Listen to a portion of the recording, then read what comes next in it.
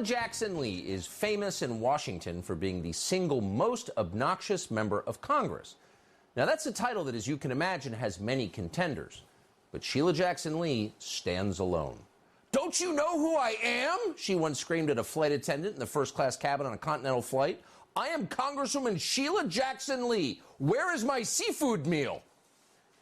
In the 1990s, during a visit to NASA, Sheila Jackson Lee demanded to see the flag that astronauts had planted on Mars. When gently informed that no human being has ever been to Mars because it's very far away, Lee flew into a rage. She accused NASA of racism and pointed out her membership on the, quote, science committee in Congress, and so on. We could spend the entire hour on Sheila Jackson Lee stories, and it's tempting. On Capitol Hill, she's known as the Queen, and not in a good way.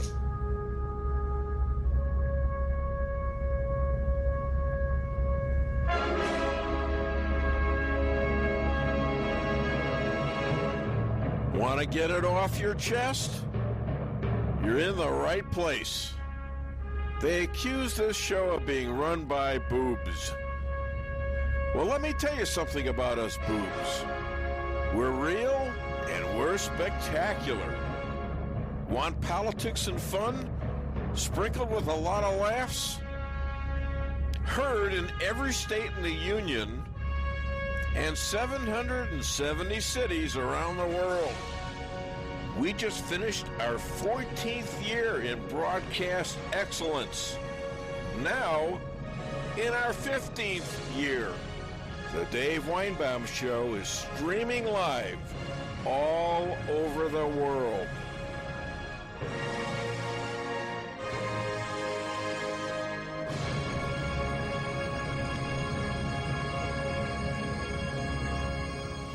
All activities from abortion to encouragement to defund cops to provide turnstiles in prisons point to one thing: an all-out determination that whites pay for slavery after it was eradicated in 1863 by law in the middle of the Civil War by Republican Abraham Lincoln, where hundreds of thousands of white people lost their lives battling other white people who wanted to succeed the Union, who wanted to form their own country and form and operate as slaveholders.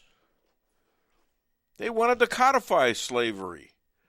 So without explaining what white supremacy is and who these individuals are, all whites, no matter when or why they came to America, are put into the basket of evil.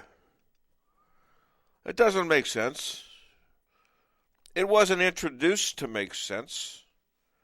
It's a scam to once again rob any person because of their skin color. And let me repeat it, because of their skin color. Just to remind you of the irony of this. To turn over property in cash to unspecified blacks and or government. Mind you that maybe 5% of living people in the country had relatives that participated in slavery, and also a small percentage of people whose ancestors go back to slavery in other races.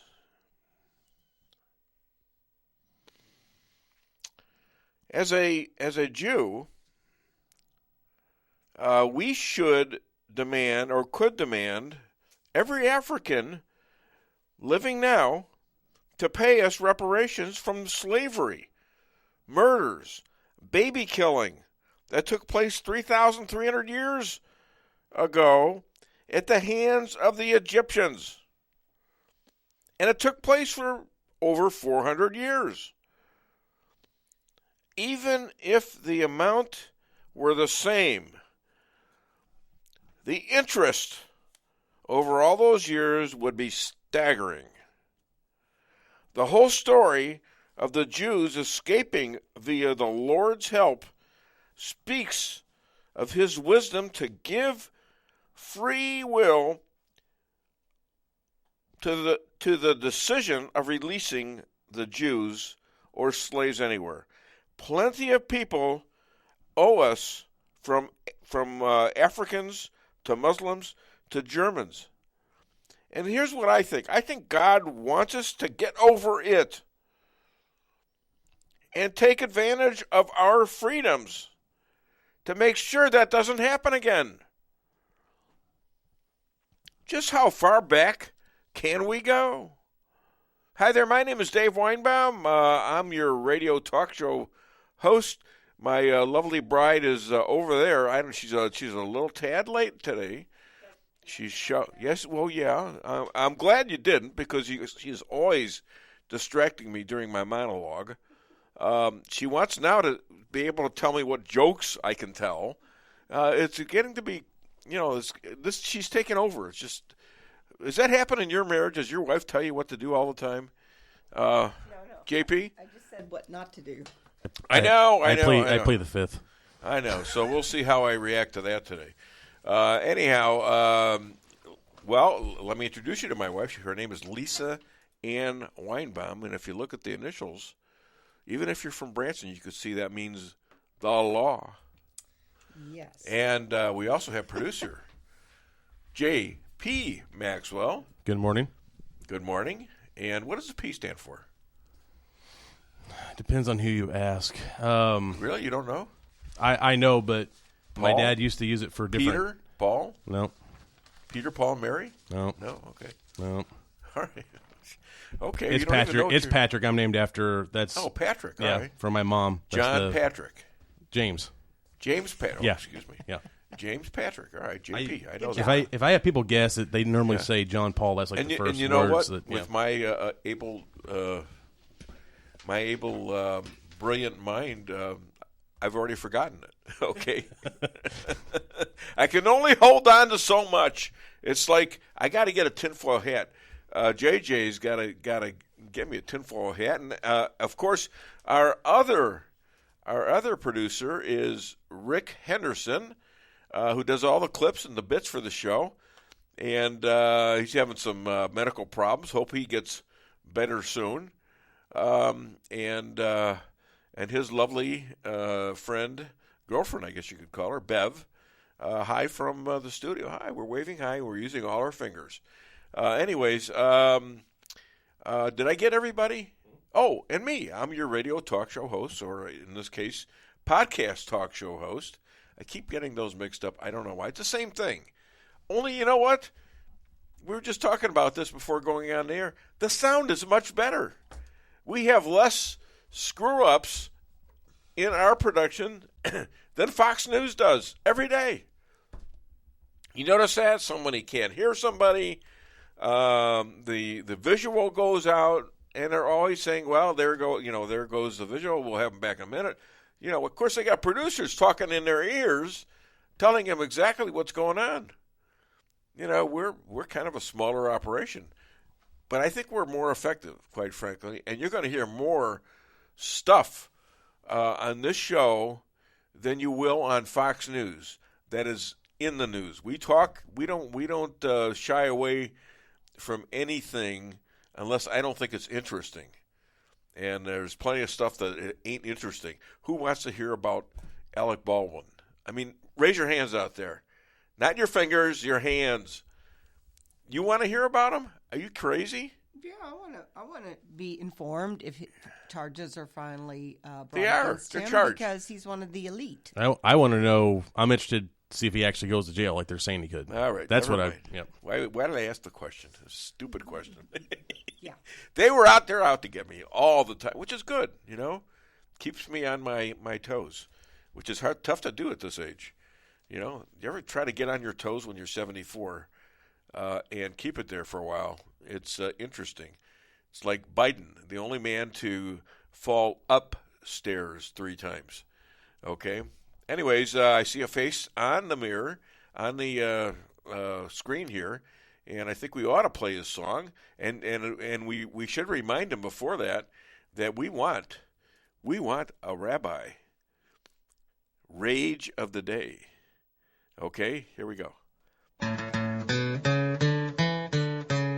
Yeah, 1 second, Dave. You were talking to another rabbi? Sounds like you're cheating on me.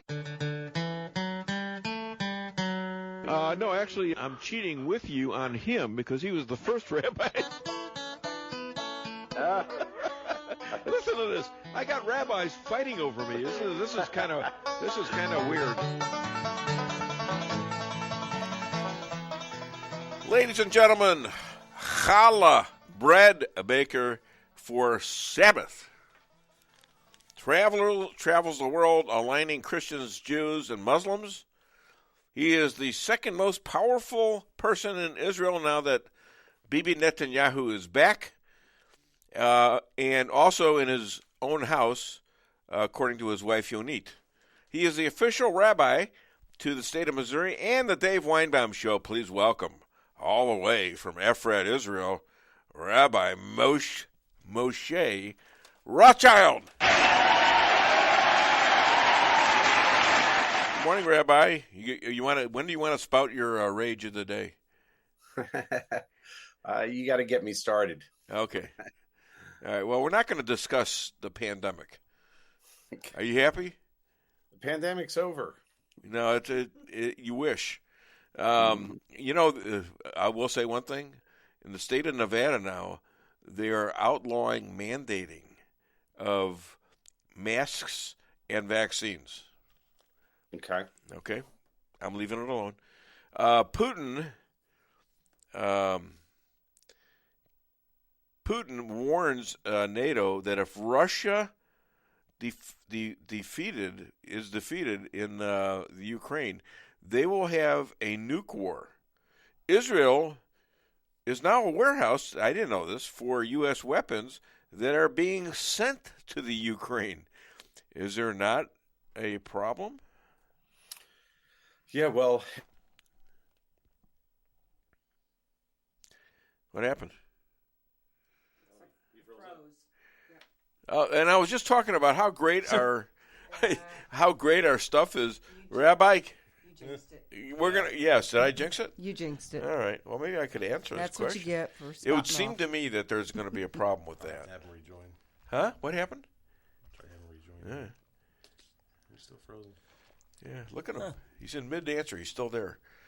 He's still answering. I think. Yeah. He doesn't even know he's off. Maybe, I don't know. Hell. Did you send him another one? No, he can rejoin with the same link, so I can just remove him and then have him come back in. Okay. All right. Well, here's some other stuff I want to ask him. What are the limits outlined in the Bible as to what you can ask God? Does anyone know that? Do you know that? No. Pastor Pat out there, do you know that? What, I mean, he got mad because I wanted to know stuff from God. And I don't know why there would be a limit. Huh? No. Do you know that, Christian woman? What are the limits that you of anything you want to know about anything? What are the limits of you asking God about it? You can ask God about anything as long as it's in line with His will. If it's of your own flesh, then some things are off limit for sure. But as a representative in the flesh of God, I'd like to know certain things. Well, God doesn't reveal all knowledge and information. He can. Well, can't he just? This goes all the way back to Adam. Can't he just? Eve. Can't he just say, "Well, that's you're out of line"? Does he say that? I think He does in certain ways. Yes. Yeah.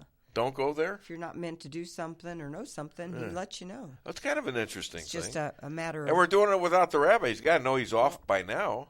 Yeah. Right? I would think so. You know, maybe we should text him. Do you have his phone number? Oh, there he is. Oh, really? Oh, okay. Okay, so was that your rant of the day or what? You okay?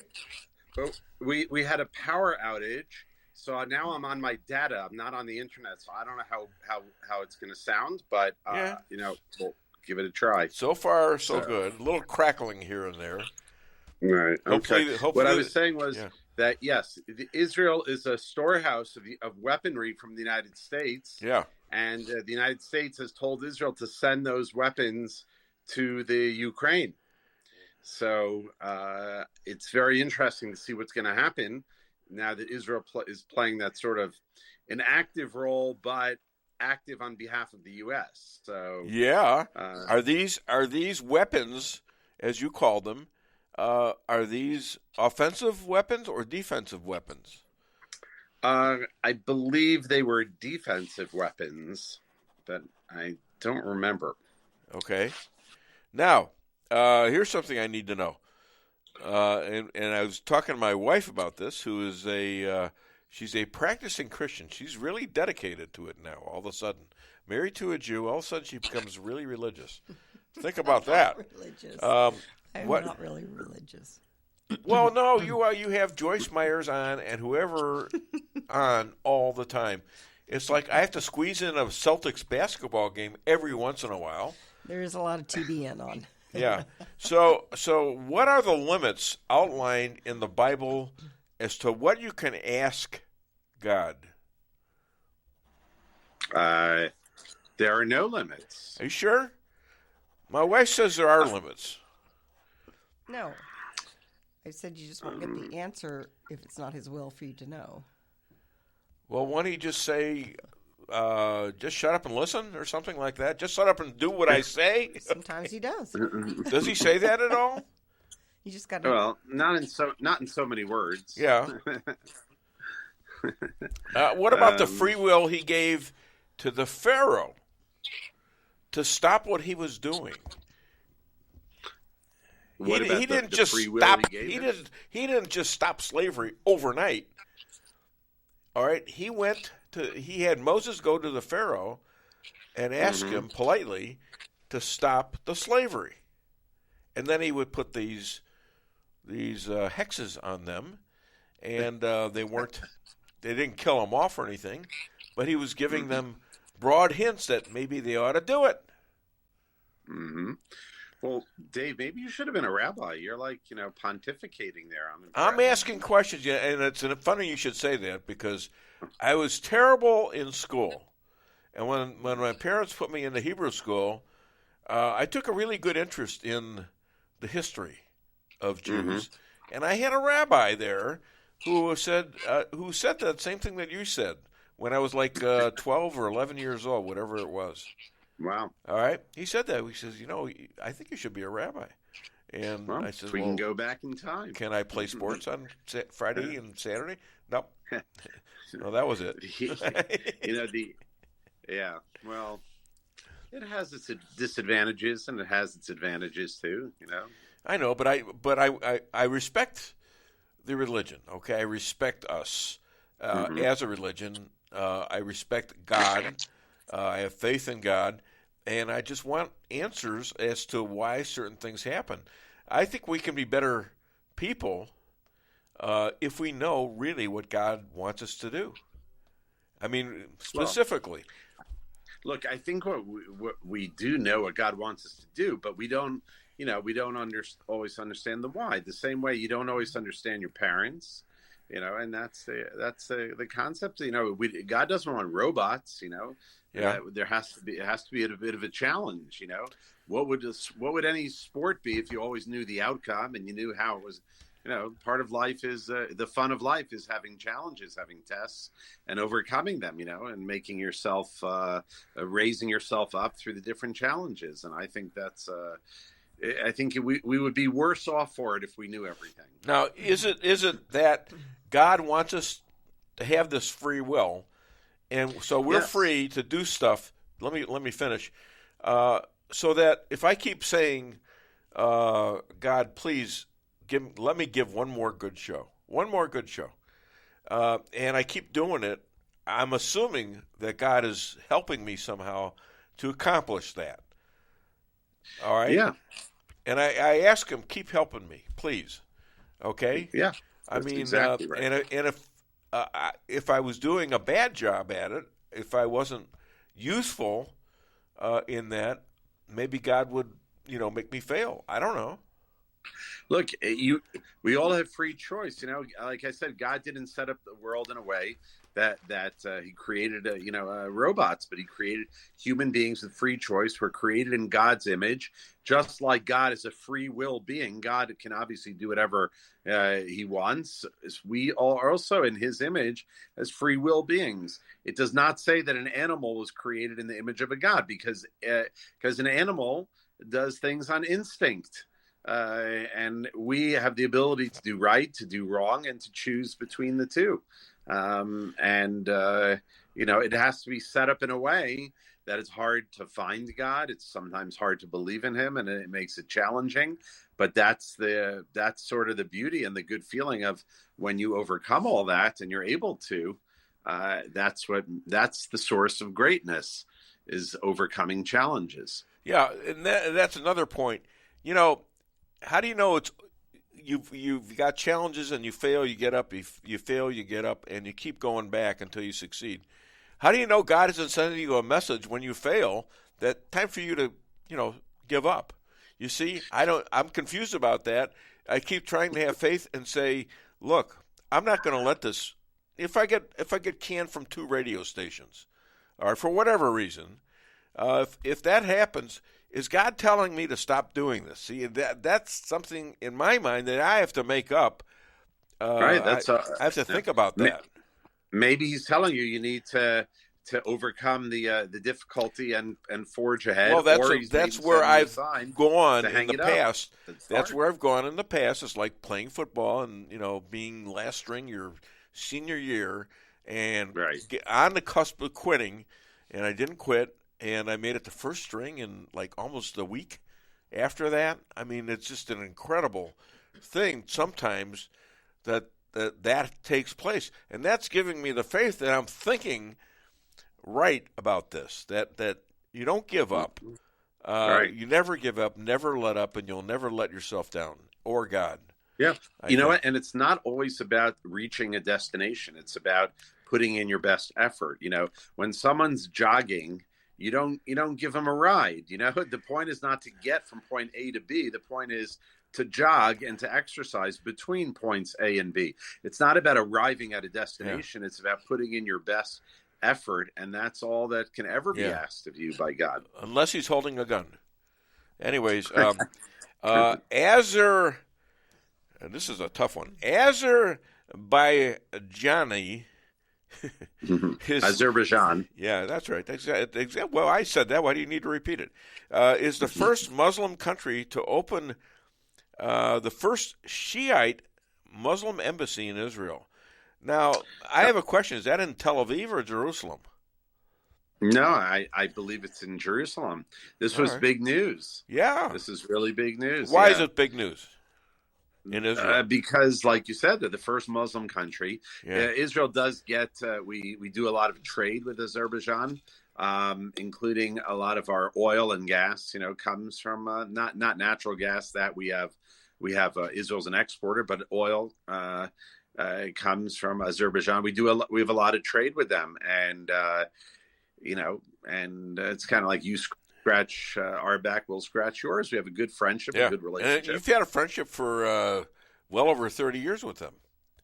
Yeah, it's been one of the, like you said, one of the few Muslim countries that we have a long-term friendship, but it's not just behind the scenes that they're willing to take that step. That's a huge deal to open an embassy here. And I understand that they share 428-mile border with Iran. Yeah, that's right. So it's how big is that? How big is that country? Azerbaijan, it's big. It was part of the former Soviet Union. Okay, you're going out again. So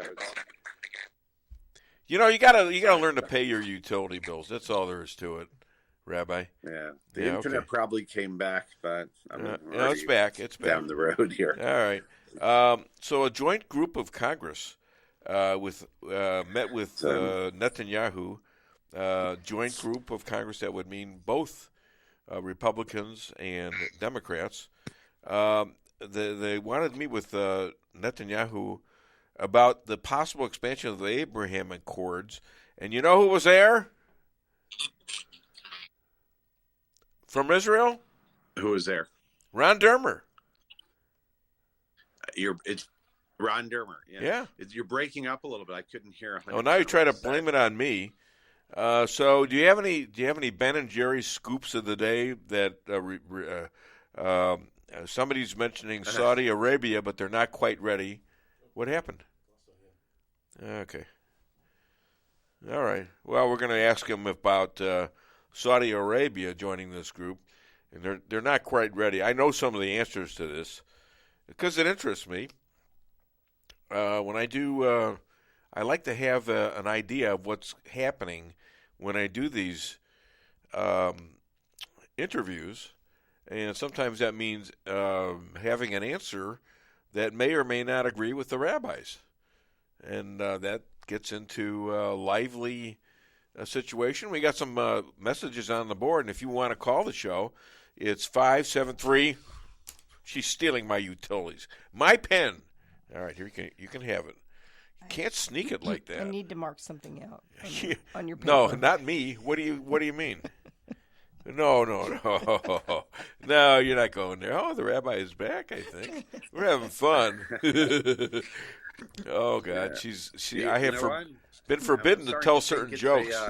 There's a conspiracy going on here. I think so. I think my wife knows I'm going to tell these jokes. She took an extra pen and she was going to mark it out on my little cheat sheet. You stop it. Stop it. Should I tell the jokes now? Well, I think I should. I came back on, but I got to go. All right. Yeah. Okay. Thanks for that. And I know. You got to do the Sabbath, and the bread is baking, and I know you can smelling the challah. Other than DaveWeinbaum.net, where can people find and contribute? Go to our website, IsraelAlliance.org, or our Facebook page, Facebook.com/Israel Alliance. We'd love to hear from you guys. And don't forget, February 19th at Pastor Pat's church. I don't know if she's out there listening today. Yeah. She's on. Yep, she's listening. I'll be Hi, in Pastor town. Pat. All right, Rabbi. It's confirmed. I'm so old, my skin tags like to play hide and seek. I'm so old. I'm so old, my skin tags have grandchildren. I'm so old. I'm so old. I remember when the Dead Sea was still sick. Did you write that? No, you didn't write that. Long time ago. That's an old joke. I know it's an old joke. Yeah, because I can tell. Every tour guide uses that. I've heard that. Yeah, exactly. Exactly. Yeah. Wait a minute. Has any Jew ever said, "I broke my hand while dunking the ball"? Has any Jew said that ever? Maybe dunking a donut, but not a ball. Yeah, there you go. All right, Shabbat Shalom, my friend. Hi to Yonit and the kids. Take care. All the best, everyone. All right, thanks. Bye-bye. Pay your electricity bill. What is that? Jeez. Okay, well, you know what? That's okay. Power outage. They put you into situations like this if you ever go for a job. There's a guy who's the CBS longtime broadcaster, sports guy, Jim. I forget his name. Oh, Jim Nance. Yeah, Jim Nance. I read a story about him that when they tested him, they made him. They surprised him by shutting down the script or the prompter or whatever it was, and just making him make up stuff live. So that's part of the deal doing this, and you sort of got to do that. I mean, I get caught sometimes like that. We all get caught with that. We all get caught forgetting a word that we want to say, and it's an interesting thing. Rico Camino. Good morning. Good morning, Rick. Or Rico. Sorry, I keep doing that. Patricia Odin Maxwell, the official pastor to the Dave Weinbaum Show, where the rabbi will be appearing October the 19th. And she is also the official mother to J.P. Maxwell. Thank you. Yep. Looking good. Go team. All right. Thank you, Pastor Pat. We got Shannon Reed. Good morning. Blessings to you all. Blessings to you. Shannon Reed. G.N. Hughes. Amen. Lisa. Well, what did she do? I answered your question. Yeah. Oh, gosh. Yeah, you did. You did, but I'm not sure I agree, which doesn't really matter. Well, you disagree with the rabbi, too, so, Well, of course. maybe it's you that has the problem. I have free will. God's not telling me to shut up, Weinbaum. Well, not yet. Was that from Lisa or God? Take your pick. I don't know. Take your pick. Same thing, right? The law. The law. I didn't know she was the biblical law, but she's... So what are we talking about today? Well, we're going to be talking about this thing. Well, first of all, I want to make sure I get all the people that are going to be on the show, and that would be... Well, you've heard the rabbi, and next we are going to have J.J. Bradshaw, and then after that we're going to have Elad. He took so much punishment last time, I think he wants revenge over our discussion about the pandemic. Chris Adamo, always a hoot. He's in the guy's he's a great individual with great material. We're going to find out exactly how he got on the show. The guy that writes for the Jewish World Review, Larry Elder, and also we're going to have the McCloskeys, Mark and Patricia, the bravest people in America, stood by their home. 350 people coming at him with Cori Bush, the congresswoman, with a loudspeaker, egging them on to murder, to rape, to burn his house down. Wow.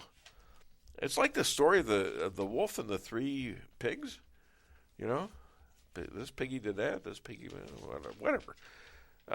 So up next we got J.J. Bradshaw. You got something to say? No, you're leaning over. No, just like you had agreeing. something. You're just agreeing? Okay, good. Keep that. We'll do a bobblehead of you someday with you. Yes, doing I'm this. just waiting for Joel Dalton to show up with mine. So Yeah. Who? Yeah. So you didn't answer my question. I'm sorry. What was your question? What are we talking about today? Okay, because I wanted to introduce people first. I think you forgot. Because I will forget. I forgot. You forgot. asked that. Yes.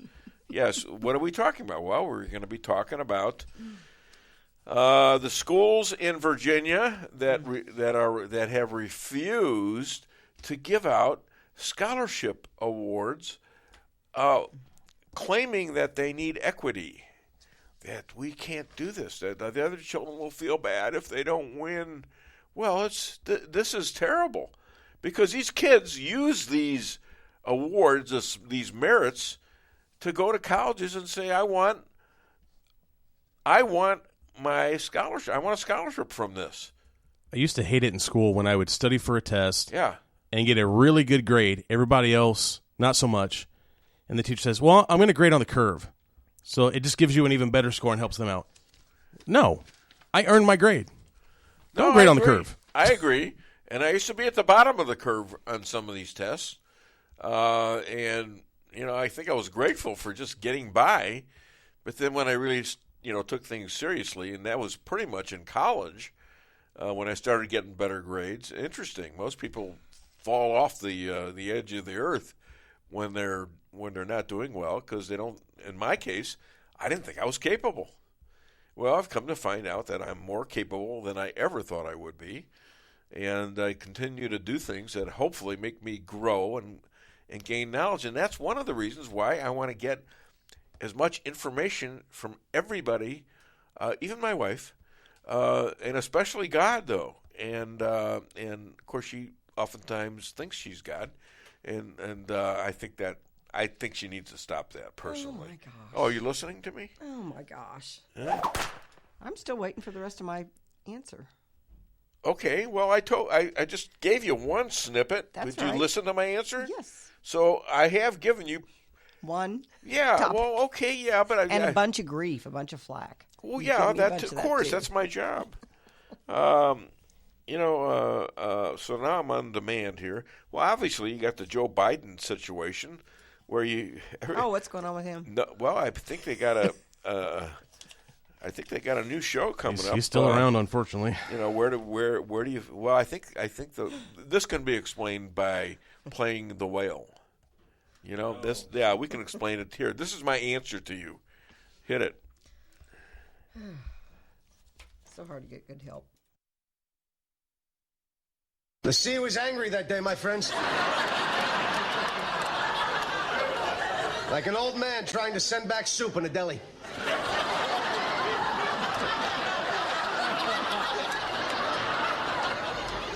I got about 50 feet out, and suddenly, the great beast appeared before me.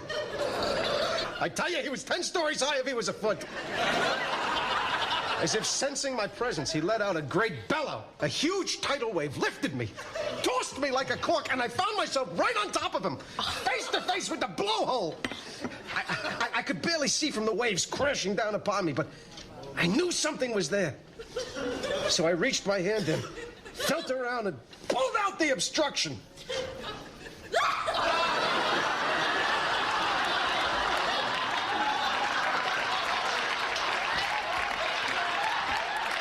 Another batch of Biden classified documents? A hole in one. Honey, what are you doing? What does it look like I'm doing? It looks like you're filling up a swimming pool. Yep, I'm filling up a swimming pool. In our living room? How else am I going to watch the game and stay cool? If your AC is on the fritz, call Hartley's Climate Control. Hartley's is the area's best in HVAC repairs, installs, and maintenance. Knowledgeable, honest, and dependable. Serving Rolla and the surrounding areas for commercial or residential needs. Hartley's Climate Control. Community born, community raised, community serving. Call Hartley's Climate Control today at 573-368-3163.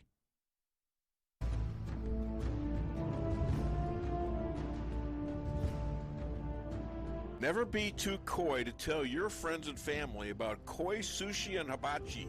Celebrate the best Chinese-Japanese restaurant in the Midwest. Call 573-426-5551 to make a reservation or order takeout. Locally owned, 1808 North Bishop, Rolla, Missouri.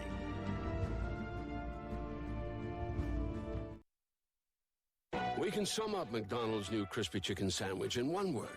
Crispy, but also juicy and tender. Okay, it's crispy, juicy, tender, all one word. But then, also pickle. Oh, and potato bun, which is two words. Okay, we can't sum up our new crispy chicken sandwich in one word, so you'll just have to try it to understand it.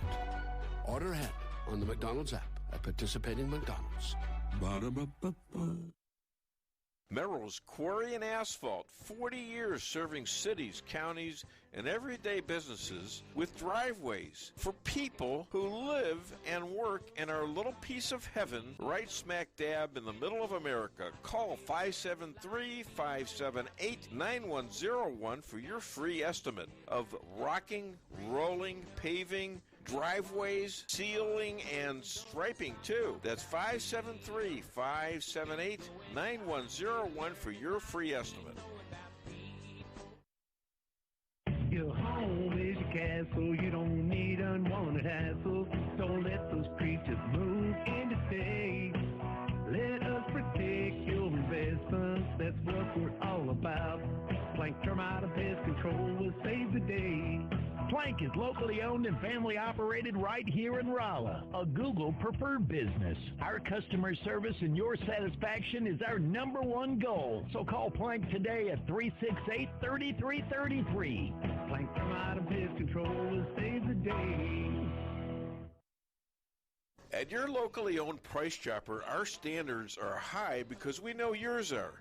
See for yourself what an incredible fresh selection of grocery items we have in store. Talk to our expert meat associates about what you're looking for. They're happy to meet any special requests like custom cuts, or see our expert produce associates on how to pick out the best fruits and vegetables.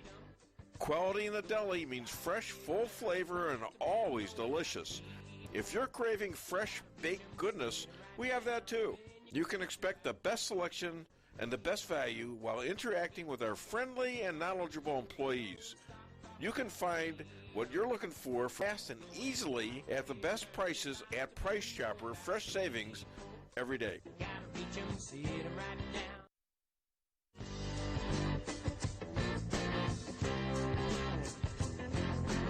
A-Car Real Estate, where experience matters. 532 million sold since 2003, the #1 sales volume in Phelps County. As a client for decades, I can say they are the best in mid-Missouri. Call 573-368-7355. That's 573-368-7355 for the best real estate experience you'll ever have.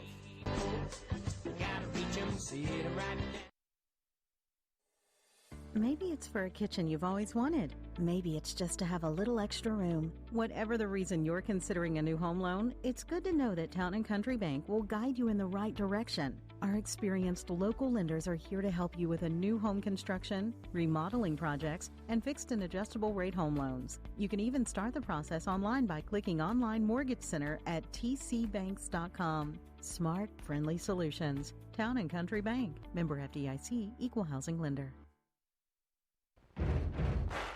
Buddy, you're a boy, make a big noise, playing in the street, gonna be a big man someday. You got Mud on your face, you big disgrace, kicking your can all over the place, singing, we will rock you. We will rock you, ladies and gentlemen. We have with us, I think, a man, and I say that because I can't see him. He's all blackened out here. Maybe he's anonymous today. Maybe he has something he's going to break. He doesn't want people to see him. But he is a smart guy, and he's 254 years old. So just maybe he's got something that he doesn't want people to identify him with right away. Anyways, he usually wears a tinfoil hat just to keep all that knowledge and information in his head, but he's not wearing it today. I can see that much, and that's because he wants to give us a little sliver of all that intelligence. Please welcome all the way from Rolla, Missouri, John Jeffrey Bradshaw. Now, good morning, Dave. Good morning. I have trouble with my lighting system. I can see your glasses glaring a little bit, but I can't see your face. Well, that's all right. I'm trying to go in anonymous mode today. Okay, all right. Well, that's what I alluded to. Studio lighting in this studio is not so good, but no, it's not. It isn't even there. I want to give you a couple of clips first and let you comment on them. 2 and 3, please. Sheila Jackson Lee has devoted her entire political career, indeed her entire life, to a single cause: shrieking about white racism. That's what Sheila Jackson Lee does for a living. Here's a selection. Institutional racism and systemic racism taints and spoils the way that America treats, in one instance, African Americans, and other instances, minorities. The dastardly impacts of white nationalism, white supremacy, and outright racism. Racism is a national security threat. Racism is a national security threat. Racism is a national security threat. Institutional racism does exist, and until we accept that, we will not finish our job. We will not elect a chief bigot of the United States of America. Our system is such that it then allows Americans, people, to act in instances in a racist manner. Tell us how racism is a national security threat. Speak slowly. We've got plenty of time. But of course she won't do that. She's got no argument. She's got no facts. She doesn't even have a sincere belief in what she's saying. It's absurd, and she knows it. And by the way, Sheila Jackson Lee doesn't want to protect a country she despises from national security threats. Why would she want to do that? No, that's not the point. What she's doing here every day is leveling a racial attack, a blood libel against an entire group of Americans, while simultaneously pretending to be the victim of attacks from that same group. Stop hitting me, she howls as she punches you in the face. It's such a common tactic at this point, used constantly by Al Sharpton, by the ADL, by so many others, that you may not even notice it anymore. But it's still disgusting, it's still immoral, it's still divisive. Well, JJ, what do you think?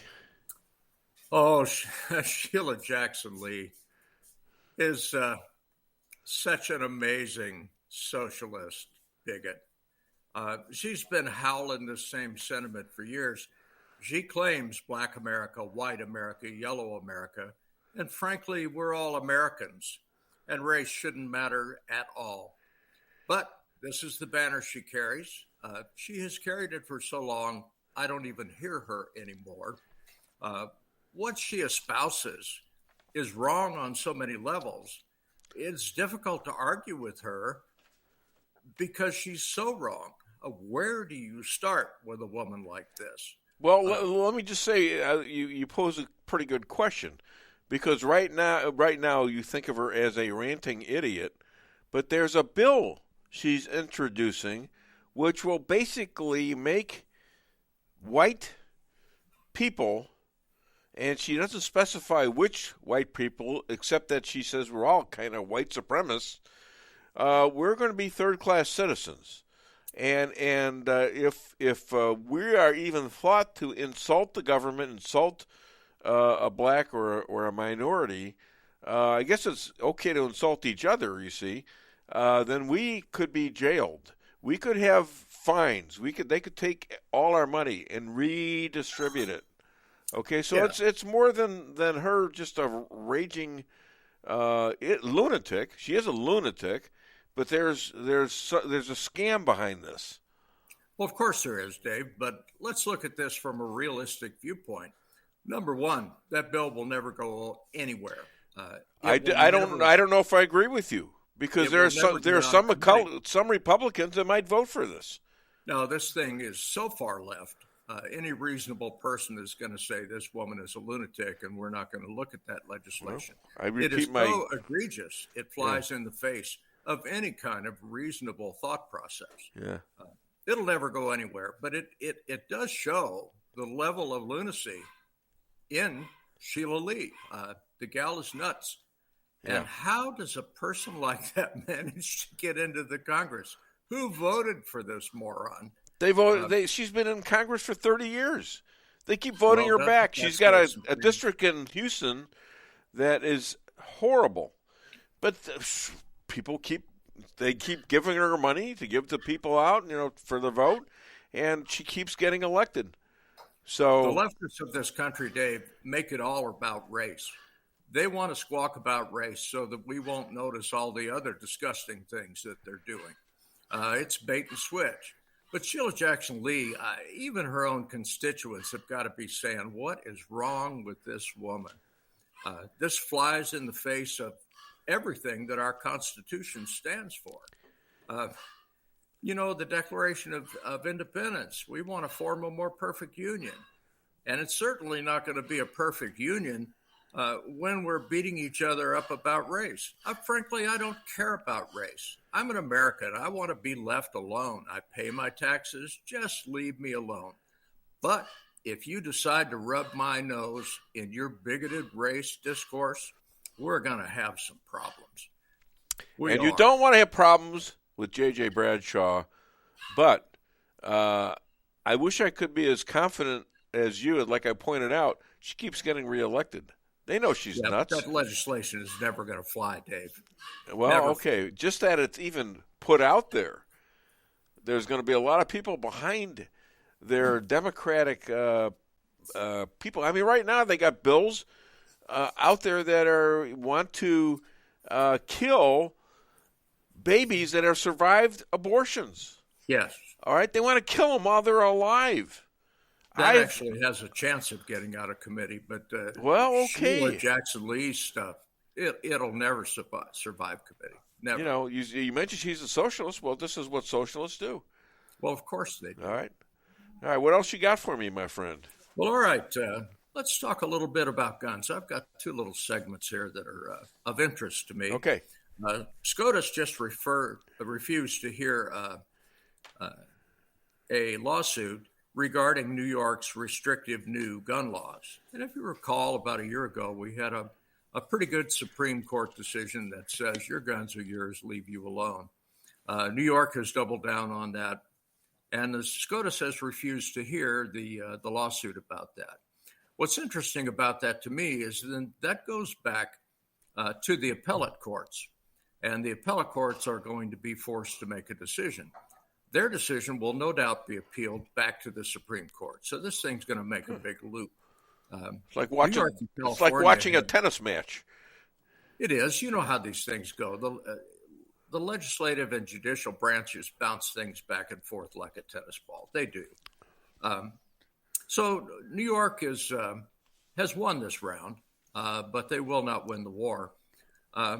As an aside to that, a segue into this, Alec Baldwin, liberal moron actor, has just been charged with second-degree manslaughter over the killing of Halnias Hutchins with a gun that supposedly had blanks in it. Right. And I monitor a lot of Second Amendment blogs.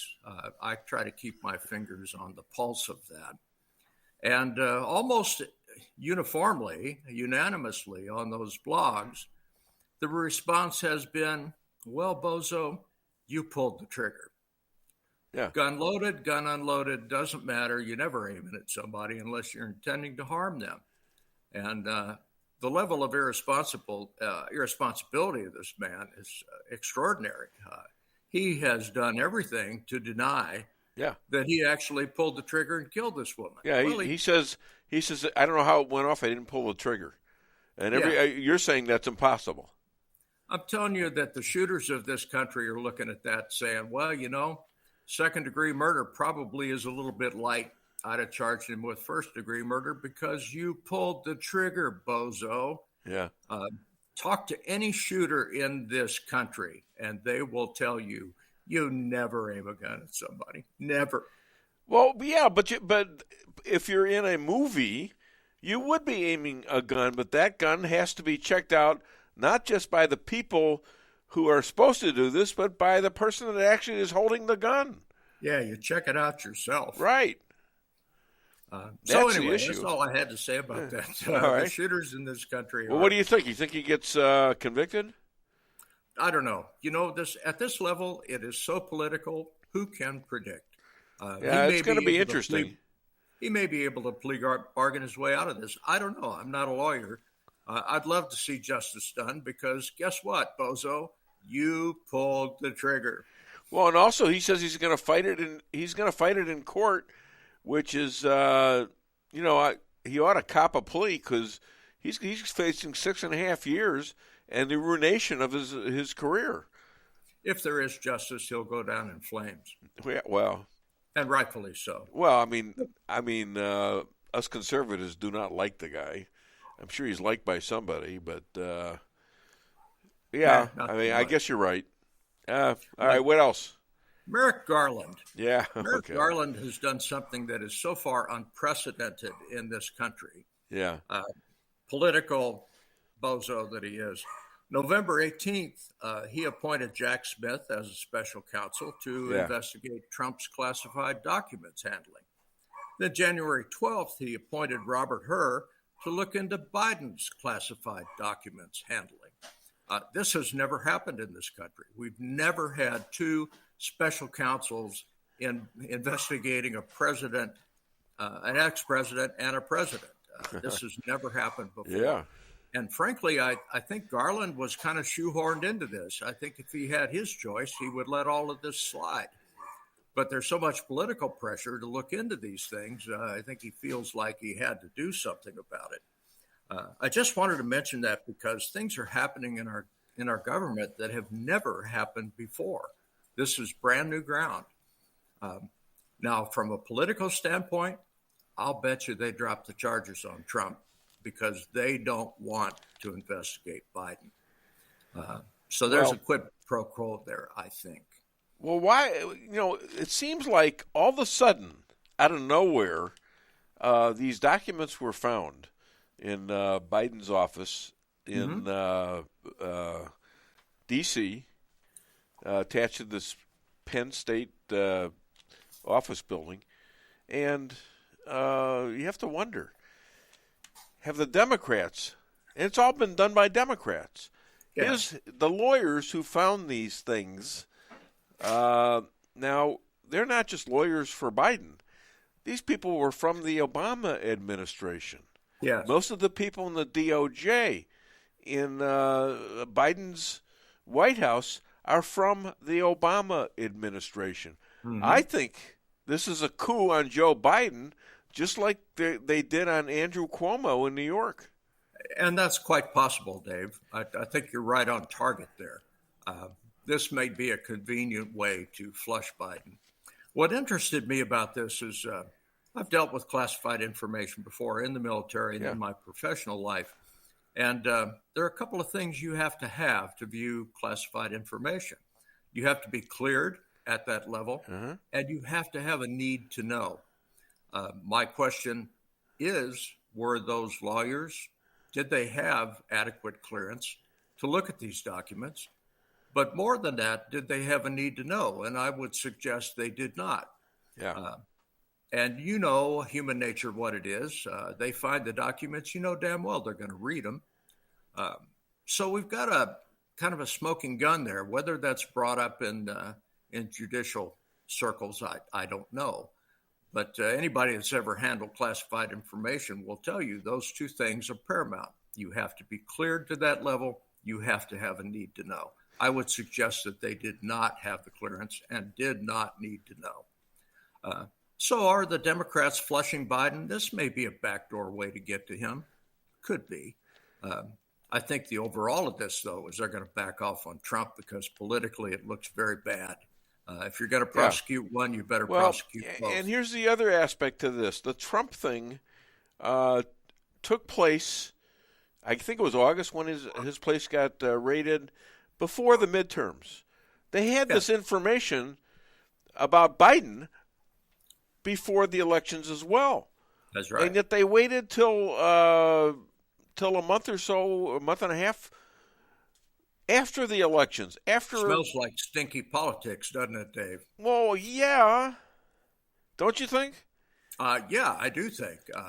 There's no question that this is political. They may hide behind the banner of let's do justice, but let's face it, at that level, it's entirely political. And this may be one-upmanship on somebody's part.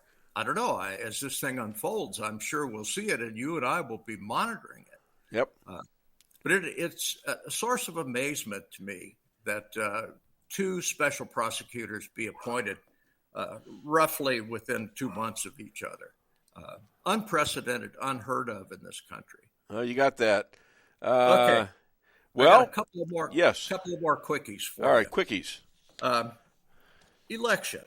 The 2022 midterms. I just read a post yesterday that California mailed out 10.9 mail-in ballots that never came back. Really? Essentially lost. Uh-huh. And this is out of a vote of about 22 million people. Yeah. That's fairly significant. Yeah, statistically, this is significant. Now, what they're going to do about that, I don't know. The headline just came out. Hopefully someone will investigate that. Yeah. Adam Schiff. Now, Adam Pencilneck Schiff is possibly one of the most egregious bozos in the Congress. If you looked at the Trump impeachment, Adam Schiff came off as a moron in that thing and entirely political motivated. This guy has introduced a constitutional amendment called Democracy for All.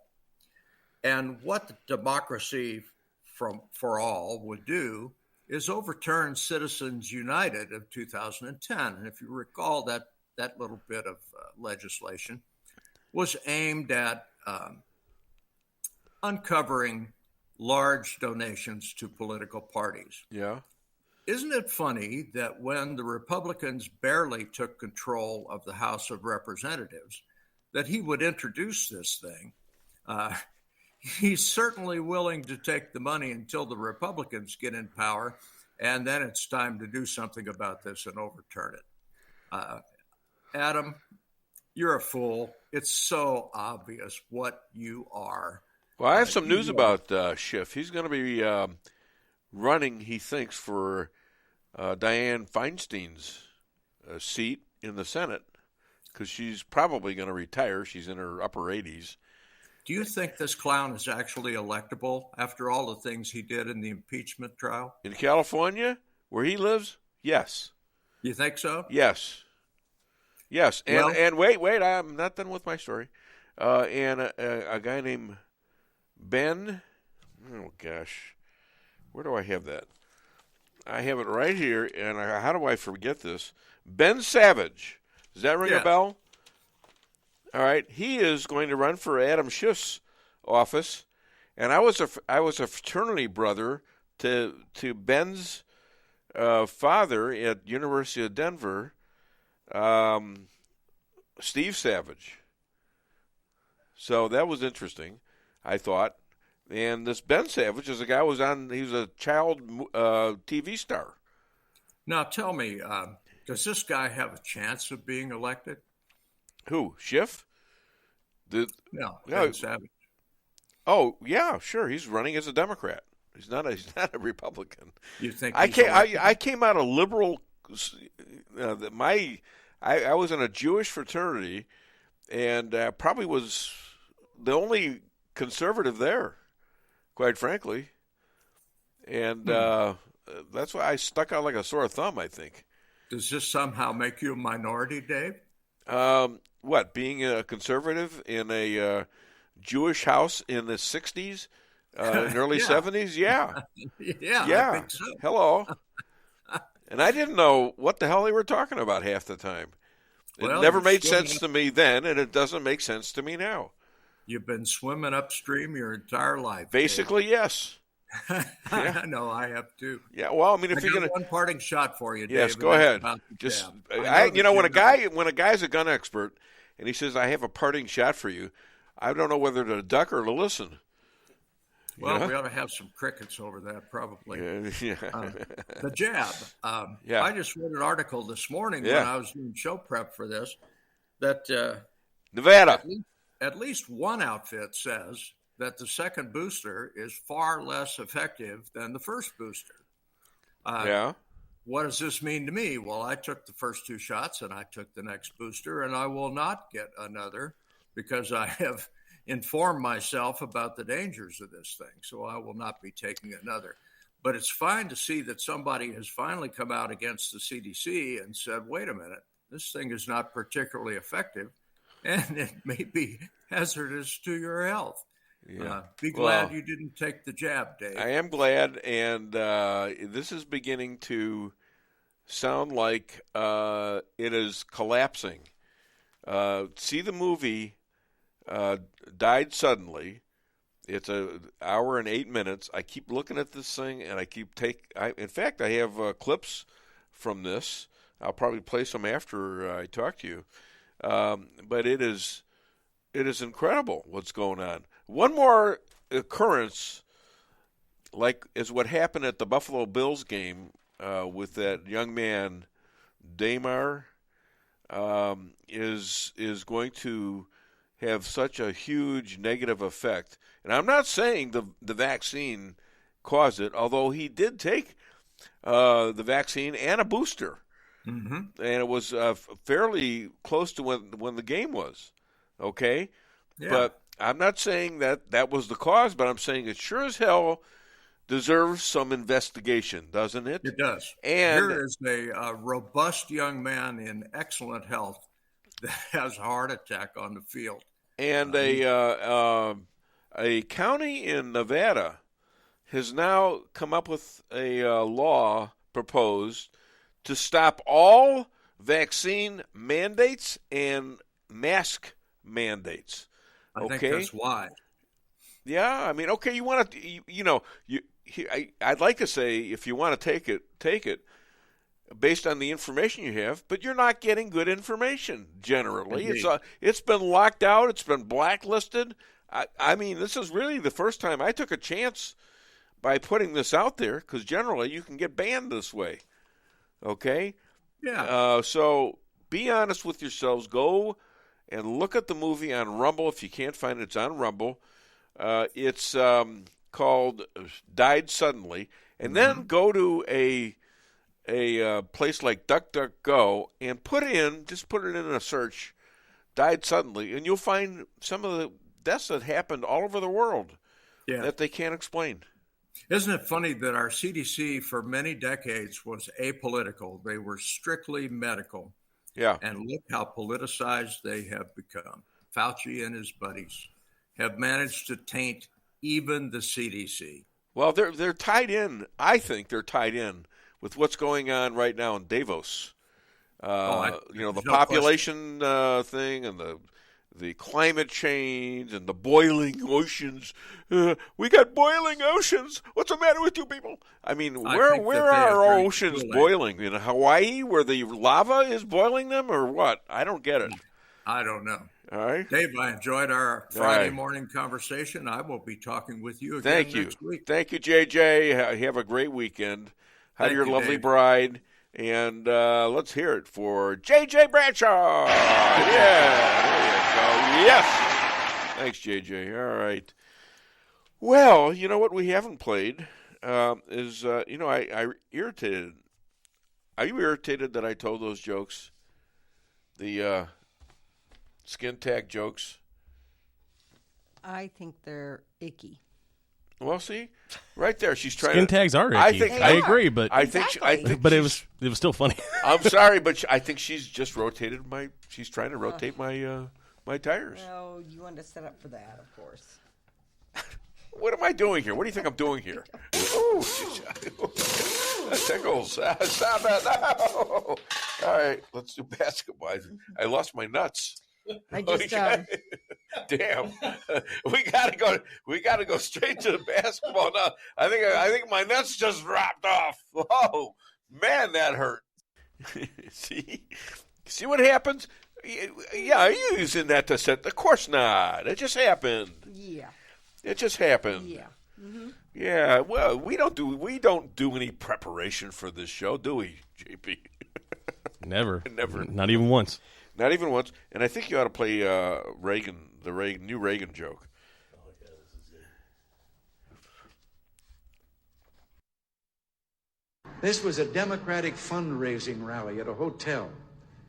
And outside, when all of them were coming out, there was a kid there with a bunch of puppies, and he was trying to sell them, and he was saying, "Come, buy a Democrat puppy. Buy a Democrat puppy." 2 weeks later, the Republicans held a fundraiser in the same hall.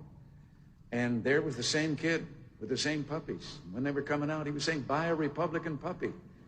Well, one of the press, a newspaper man who'd seen him 2 weeks before, said, "Hey, kid, wait a minute. 2 weeks ago, you were trying to sell these puppies as Democrats. What are you doing here now trying to sell them as Republicans?" The kid says, "Now they got their eyes open."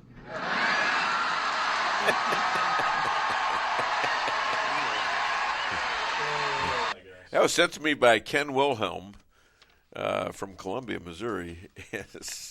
Can you imagine that? Shannon Reed's offering to help here. Shannon Reed is offering help. Do you need a delivery of Planters nuts, Dave? Everybody's getting into the act. I don't think so. My wife wouldn't enjoy you putting those in. I don't think so. Okay, G.N. Hughes. Never gets old, Dave. There you go. Thank you, buddy. Appreciate that. Owen McNamee. Good morning, folks. Good morning, Owen. Patriot. He's a true patriot. Pushes my stuff all over the place on Facebook and Twitter. What a good guy he is. And thanks to all of you guys that do that for me. Well, I like to think it's not for me. It's for what I'm doing, and hopefully I'm having some effect. I'm getting some discussion. I'm actually working harder on this show in its 15th year, by the way. 15 years is a long time to do anything. I was 60 years old when I started this. I was doing stuff in my 50s and 60s. Most people are tamping down and figuring out how they're going to retire and live the good life and all that. Personally, I think of today too. I could afford to do that, okay? But I don't want to do that. My father said he did that, okay?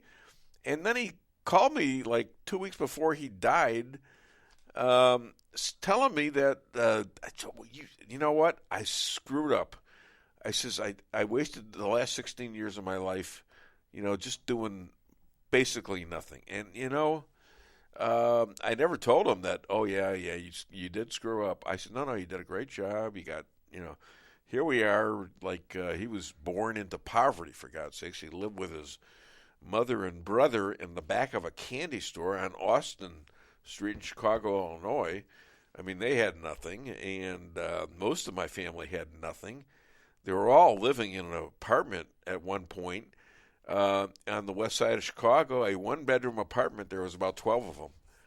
And they gave the bedroom up to the only married couple there, my cousins, Annette and Joe Glassberg.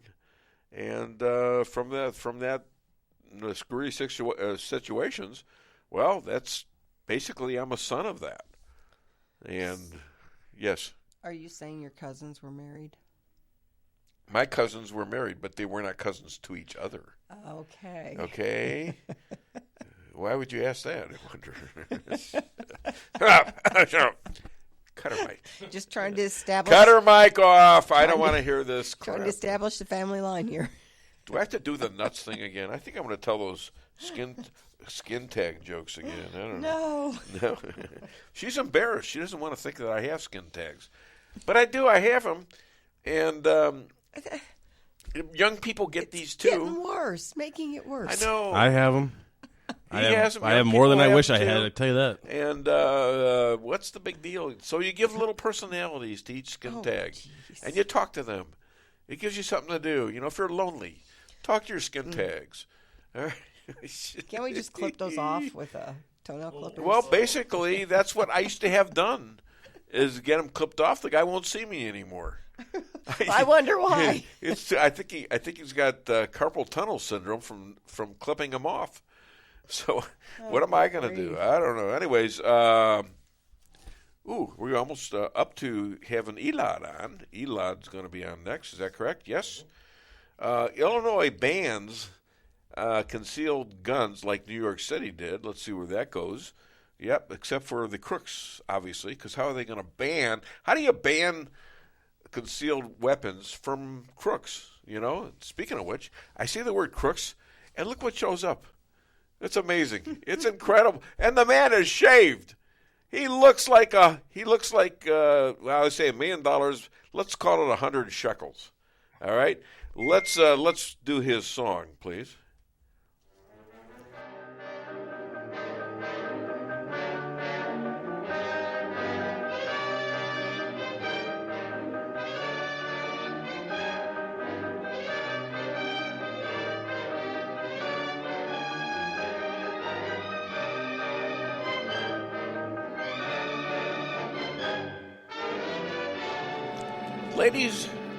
Ladies and gentlemen, powerful Florida lawyer, expert on politics and the law, star of TV and radio. His columns are found everywhere on the net. Please welcome the Perry Mason to the Dave Weinbaum Show. All the way from Boca Raton, Florida, Elad Hakim. Does it bother you have the last name of the guy who is the Democratic, not speaker, but he's the second in command in the Senate? I mean the House? No. Okay. There's nothing are you related? About it. Are you related? I highly doubt it. You highly doubt it. Okay. All right, well, let's go over to one of your favorite subjects. Governor DeSantis is preparing a bill to present private employers, schools, government agencies, etc., from imposing vaccine and mask mandates, and prohibits discrimination on such grounds. And I will add to this that I think it's in Elkhart, Nevada, that they're also doing a bill eliminating all the vaccine and mask mandates. What are your comments on this? Well, it's discrimination, so you can't retaliate against someone for choosing not to. Look, I think that it's a good idea. I think it's consistent with conservative principles of keeping government out.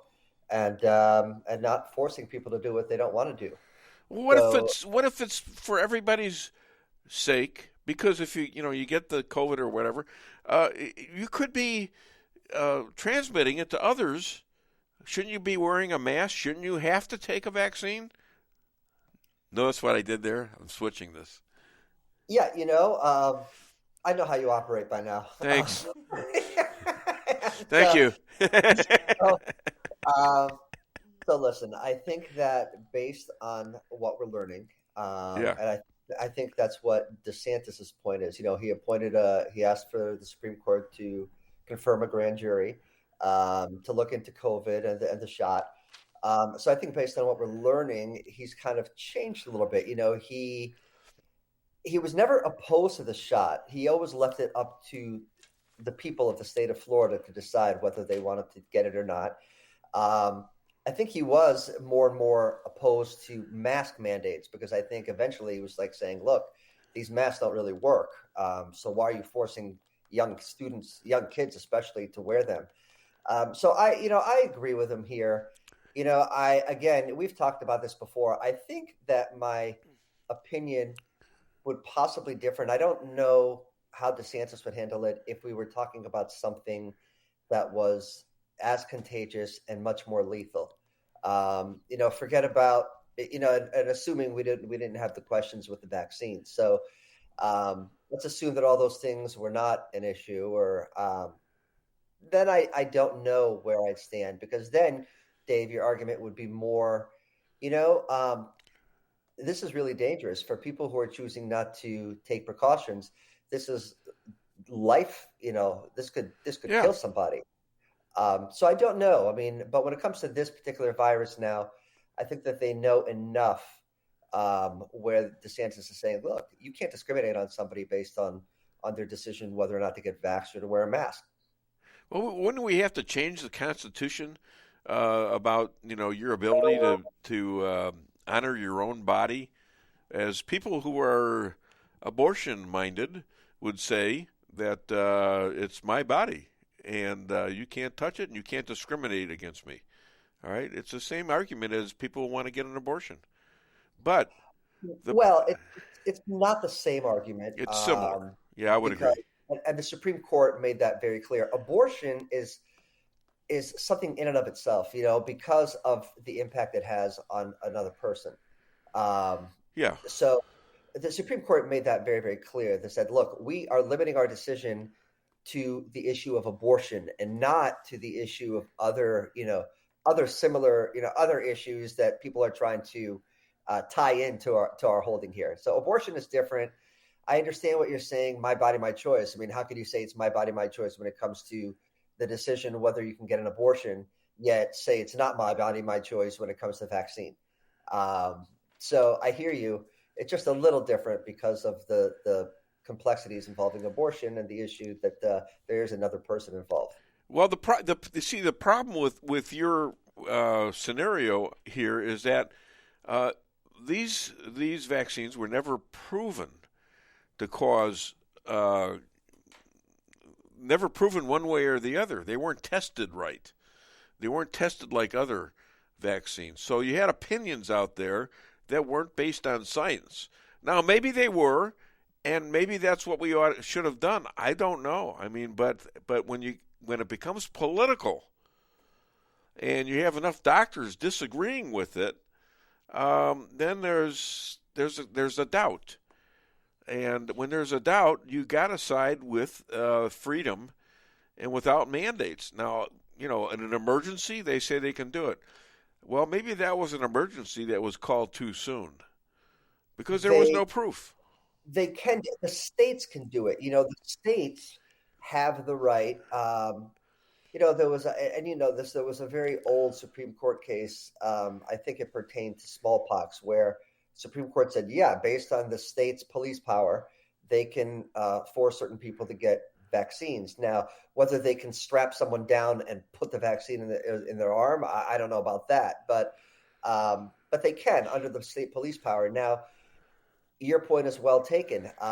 If you have a vaccine that is in its infancy or not tested enough, can they do it? Well, I think the Supreme Court just recently said in the healthcare context they can, right? I mean, but they can't necessarily do so in other contexts where the government is involved. I don't think they were talking about private employers, which is going to be. I'm sure this will be challenged in Florida, where you're going to have private employers saying, "Hey, listen, you can't necessarily tell us what to do.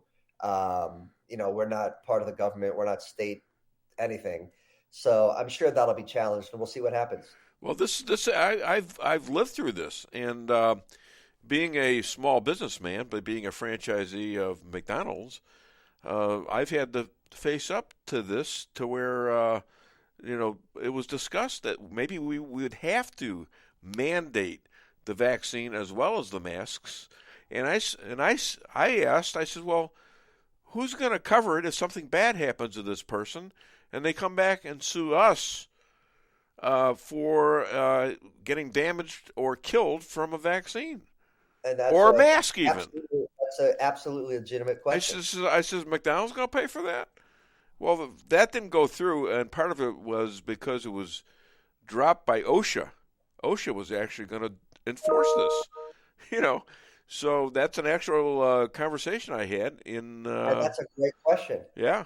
No, it's an important question. I mean, if you are going to be forced to, if everyone's going to be forced to get a vaccine, and the vaccine is not tested to the comfort level of enough people, and it's showing that certain people are having adverse reactions to it, what does happen? I mean, what happens? Who's liable and who's supposed to pay? Well, even if it was proven safe, still people are going to have, as you pointed out, bad reactions in all cases, flu, whatever. It just so happens in COVID cases, the bad events have been a lot bigger. But let's just say they had one or two people per restaurant die or have a bad experience. That still makes you liable. So it's a very touchy issue. It's a tough issue.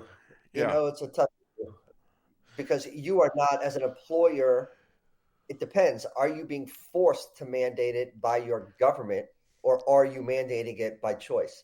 In the case of McDonald's, it probably would have been by government, but it wasn't mandated them. But they were working with OSHA, which is a government agency.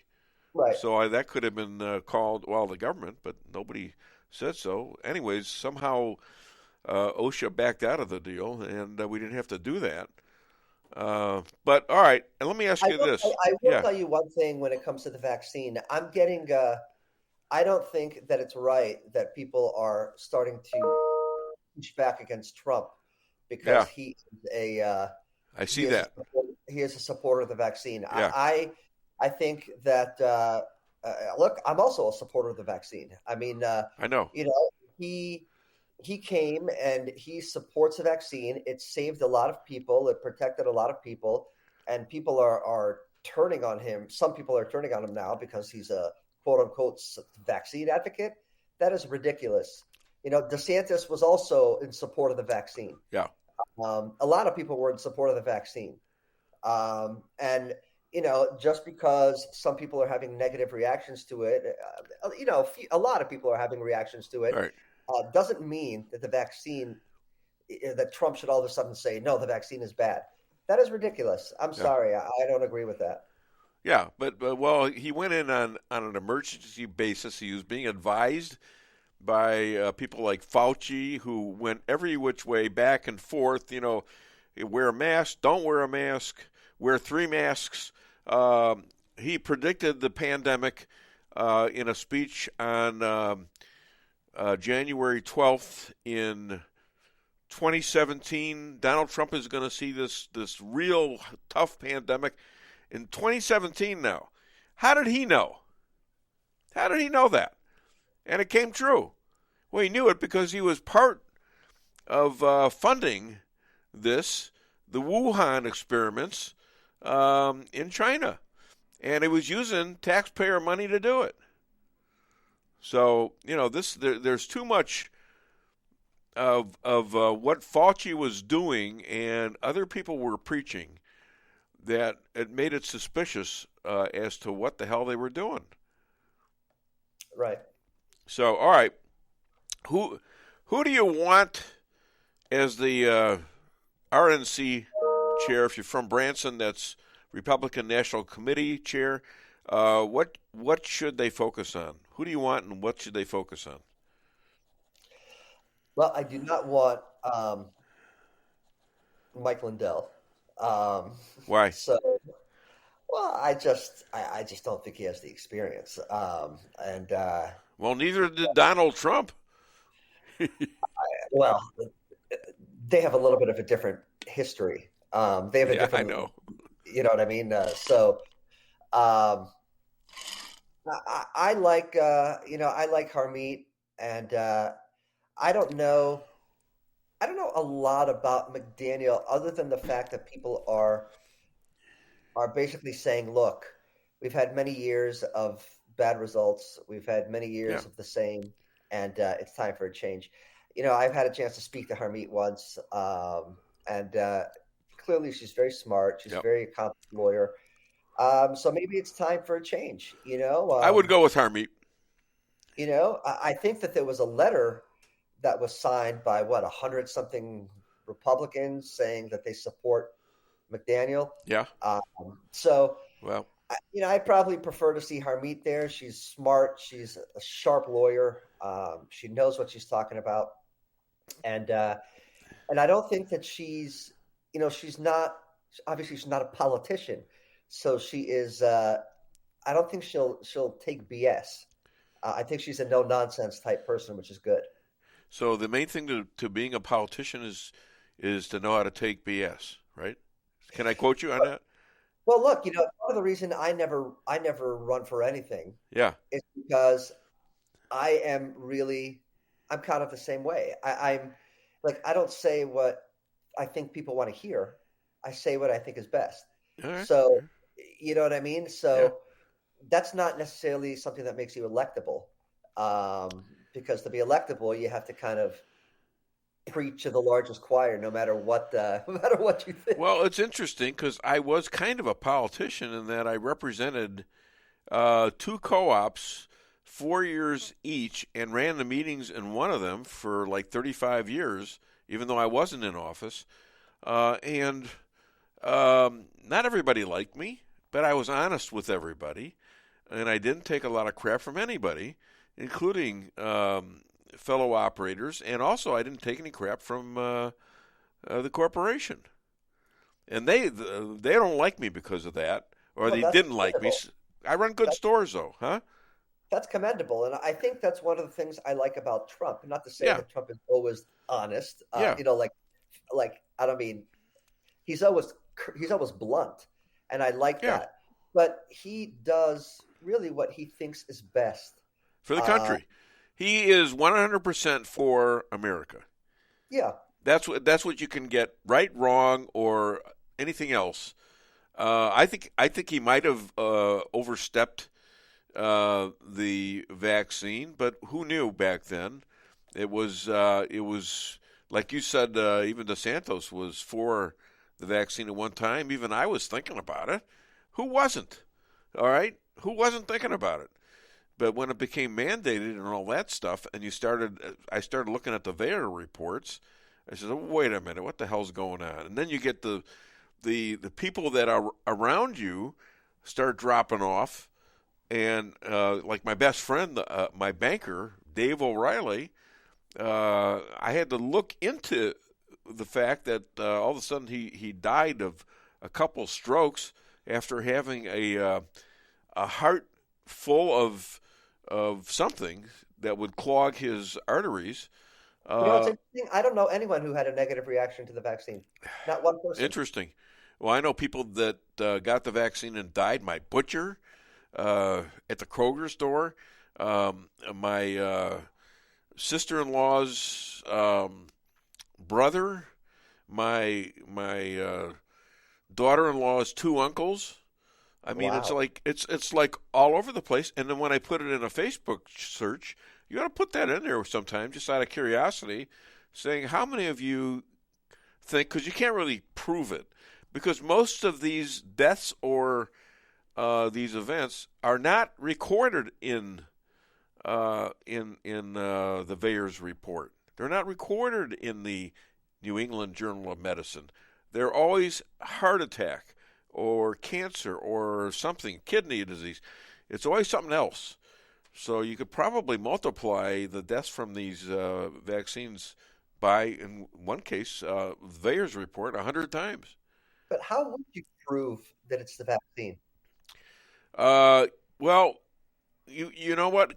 For one thing, and I'm going to try to get this on the show. I had this gal that I talked to you about that she can get me one of the embalmers who started noticing in this report in the Died Suddenly movie. He started noticing when these people that were dying, many of them young people, that they had blood clots. And he started, pulling these things out. Some of them were 6 feet long. Okay, he says I've never seen that before. Now you got to wonder what's changed. What's changed over the time period that I've been doing these things over 40 years, let's say, and now you got a vaccine that really hasn't been tested. We don't know exactly what's in it, and so now he's getting these things, and that's a real indication. Now, can I prove it? So many young people not getting that. Pardon me? I would love to ask him, why is it that so many other young people get the vaccine without any, uneventfully? I mean, no problem. Well, it doesn't necessarily take place, first of all, immediately. Here's another thing. When they give you the shot, are all these people trained to give a shot? Some of them might be giving a shot into a vein, which can kill you almost immediately, all right? Or some give it in the muscle, which takes a lot more time to get there, huh? But that's not the vaccine that's killing you. It's the fact that it was administered. Well, it could be the vaccine killing you in that if you shoot something else into your vein, maybe that won't kill you, but the vaccine might kill you. I don't know. It's a good question. That's the interesting question: is how do you know? You don't. If it's the vaccine, but I agree with you that look. If you look through a period of time, and the only really thing that's changed is the fact that people have gotten vaccinated, then that is an indicator that it's an indicator. Yeah, the vaccine is correlated. But I don't know how you prove I don't know how you prove that the vaccine caused it. Like, how do we know that these people didn't have a predisposition to something? How do we know? Like, we don't know. But I do hear you. I do think that it's strong, evidence to say, look, if nothing else is changing.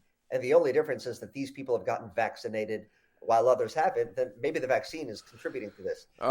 That's what they're implicating, is that they're finding out that most people that have these blood clots have been vaccinated.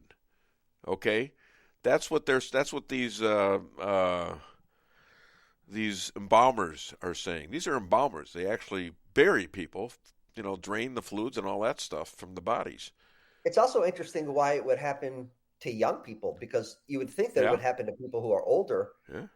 When it comes to blood clots, no. I mean, I'm obviously. Well, I know. I mean, here's I don't know the medicine. Here's not proof, but there's a young lady on the golf tour, the ladies' golf tour. She just won a gold medal in the Olympics, and I can't remember her name right now. Blonde-haired gal. Her sister plays too. She's in her early 20s, and she had to go to the hospital to get blood clots removed from her arm. Okay? And she had the shot. So, I mean, that's a young person. Yeah, I just wonder what it is about young people that's making them more susceptible to clotting. If the football player, Neymar, didn't have a heart condition, didn't have any problems with his heart, but he was vaccinated and boosted, okay, and so that makes him falling over backwards, having this savage heart attack that if he had gone another minute, he would have been dead. Now, because they had great medical people right on them. All right. You're talking about the Buffalo Bill player? Yeah. Damar, and I forgot his last name already. Hamlin. Yeah. Hamlin. Yeah. No, listen, Dave. That was that.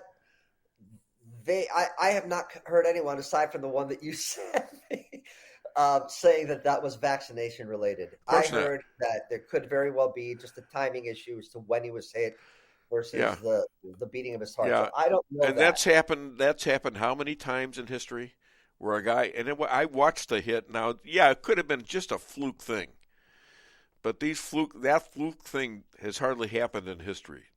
It's because it's very rare. It's okay. So it's an amazing time to get rare, and it's also the way he fell. He got up after the hit. It wasn't immediately. He got up and fell back. I just don't think that instant. I don't know. Look. You may not think, and I may think. I don't really think anything about it other than it's really suspicious because of all the other people that are dying right now all over the place every day. I mean, it's not like you can say, well, a lot of people are living. Well, yeah, of course they're living. But if you see a death rate that is like this, and all of a sudden the rates jump up, the death rates and the injury rates jump up like that, you got to take note. Something's doing it. 100%. Okay. I agree with you 100%. I'm just wondering why so many others, a much higher proportion of people who have gotten the vaccine are fine than have had negative problems. And hopefully that remains. 100%. Right. But I do appreciate your point, and I think you're right. I think that, yes, if the rate of death has gone up substantially since the vaccine started coming out, and it tends to impact those who are vaccinated, then we have to look into it. Well, and also, here's a possibility. Somebody sent me this on Twitter that there is a cure possibly for this. So, in other words, there's a cure for the vaccines. If there's a test in there that can show your blood as being muddled by something other than what the vaccine is supposed to have in it, there might be a cure, another drug that could clear out your blood. So it would stop forming these damn things and creating other problems because there are stories out that the immune system goes down when given a booster shot, not up. In a lot of cases. Is this cure tested? I don't know. I just caught wind of that, but I would like to see it tested. And when you do it, well, how long does that take? About a year or two? Okay. Do we know if most of these people who are having negative reactions are having them after the initial shot or whether they've gotten additional shots? I don't know. The only thing I see is the VAERS report, and it is a CDC publication. It's coming from the government. It's also sponsored by the FHA, Federal Health Administration, and so this is in the VAERS report is in the New England Journal of Medicine, which my Jewish doctor did not know, and therefore we are no longer aligned with one another because he kept on insisting on giving me the damn thing, and I said, but I've had it already. What about the antibodies? I don't know anything about that. Let's get that shot done. When somebody says this to me, they don't know whether it has antibodies if you've had it. JP, how many antibodies have you counted so far in your body? When I had my lab work done last May for my annual, my doctor said that, according to the lab work, I have 1,000 more antibodies than somebody vaccinated has. Is what she told me according to what my lab work came back with. So a lot of people probably have antibodies, but they're negligent in not doing studies on that. Okay, so why take something where the doctors don't even know what the hell they're talking about? The doctors don't know there's a VAERS report. I've talked to several doctors in my area around here who are recommending the jabs, and they don't know what the VAERS report is. They said, what's that? I said, do you read the New England Journal of Medicine? He says, yeah. I said, it's in there. Why don't you know this? My own doctor, after telling me he reads the New England Journal of Medicine, I said to him, I said, well, what do you think of the VAERS report? He says, I don't read that. I read the New England Journal of Medicine. Then I put it in a search, and New England Journal of Medicine and the VAERS report, guess what's in the New England Journal of Medicine? He finally had to admit it. Well, how come you're not looking at it? Don't you think you'd be interested in something like that? A counter thought to maybe having a vaccine? Maybe give it a little thought, maybe? A little more investigation? A little more studying? No, should take the shot. Well, I had to part ways then. I don't understand. Maybe they go by what the CDC recommends. Huh? Maybe they just go by what the CDC recommends. Yeah, well, that's a mistake, isn't it? That's because they're finding out, they're finding stuff that they didn't know about. First of all, you had people telling you, including Fauci and Siegel on Fox News, that if you take one of these, you'll never have to take another shot. Okay? Well, obviously, that's proven wrong by these same people are saying, yeah, you got to take a booster here and there. It's crazy.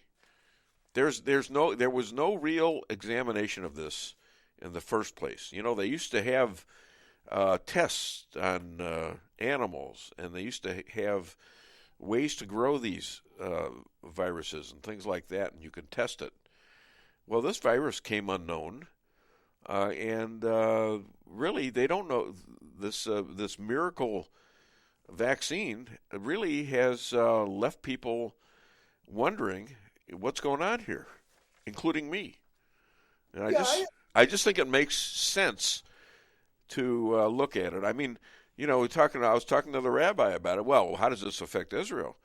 I just found out my granddaughter took the shot in order to take a tour of Israel. She had to take the shot. I think initially it was, I don't know if it's now, but initially, they got hit really hard. Yeah, they're still getting hit really hard. And the rabbi who I talked to earlier, like you guys, got the disease. And he's been boosted a bunch of times. And it's just to me, it's and to you, and I know this is not a good subject for you. I understand that. Oh, it's fine. And listen, I appreciate your perspective. And like I told you, I don't intend to get any more vaccines. I got the shot and I got one booster. Well, what if they tell you need more? They might tell me that, but I'm just going to say, I'm just going to leave it as is. So you're kind of recognizing, well, maybe there's a problem. Yeah, but I'm saying that it needs to be. But again, I don't know if the problem is the initial vaccine or if it's an accumulation of continued boosters. I have no idea. I defer to you because you really are much more read up on this than I am. Thank you. I do my homework on this stuff because it does combine my interest in, well, why would the government be doing this? If it's not really proven, why are they still pushing it in light of what the problems might be? I don't get it. Yeah, listen, I understand. I really do. I'm not one to jump up and say, don't get it. I am one to say it's your choice. But yeah, I mean, if you think you've got all the information, which you probably don't, but if you really think you got it, take it. If you want to, take it. But if you don't want it, you shouldn't be mandated by the government to take it, and you shouldn't be punished for it. You still got the armed forces now. They have released the mandate, but now they ought to get back pay, and helped with any diseases they can show were caused by having to take the mandate, if they can prove that. All right. So. I agree with you on that. I agree that there should not be a mandate, and that's what DeSantis believes, and I think that's what Trump believes. Trump doesn't think it should be mandated. No, he does. He doesn't. Yeah, he believes he's right that way. Okay, yeah, He's okay. I understand the position he was put in, but he needs to never again give that kind of power to people like Fauci. He should never again give power to people like Birx. Never, ever. He should let them tell him what they think and then make the decision as a president. Shouldn't be bullied into it. And I think he might have been a little bit. Do you? Well, it was tough. I don't know. I don't know enough about the background. I mean, I think it was a tough situation. It was an emergency at the time. And a lot of people were dying. And, emergency use authorization, based on what I read, doesn't mean that something isn't tested. It's tested. It's just not tested to the extent that something is tested when you get approval, full-fledged approval. So I don't know. Listen, it's a tough issue that I just don't know. I don't have an answer for you. All right, here I got a few messages from the board here. Jeff Sink, who you know, right? The Nuremberg Code should have protected the American people. How about G.N. Hughes? That's the issue, in my opinion. There is a delay to the health impact that makes proof very difficult, but it begs the question. And that could be too. Some people may be affected early on, and some might take years. I don't know. Jack Mellon, fellow McDonald's owner-operator, now retired. Ideally, the vaccine should have been vetted completely, but in that moment in time, Trump chose to move quickly for the greater good. I have no problem with him making the best decision he could with the information he had at the time. With that said, we have time. We have the time now.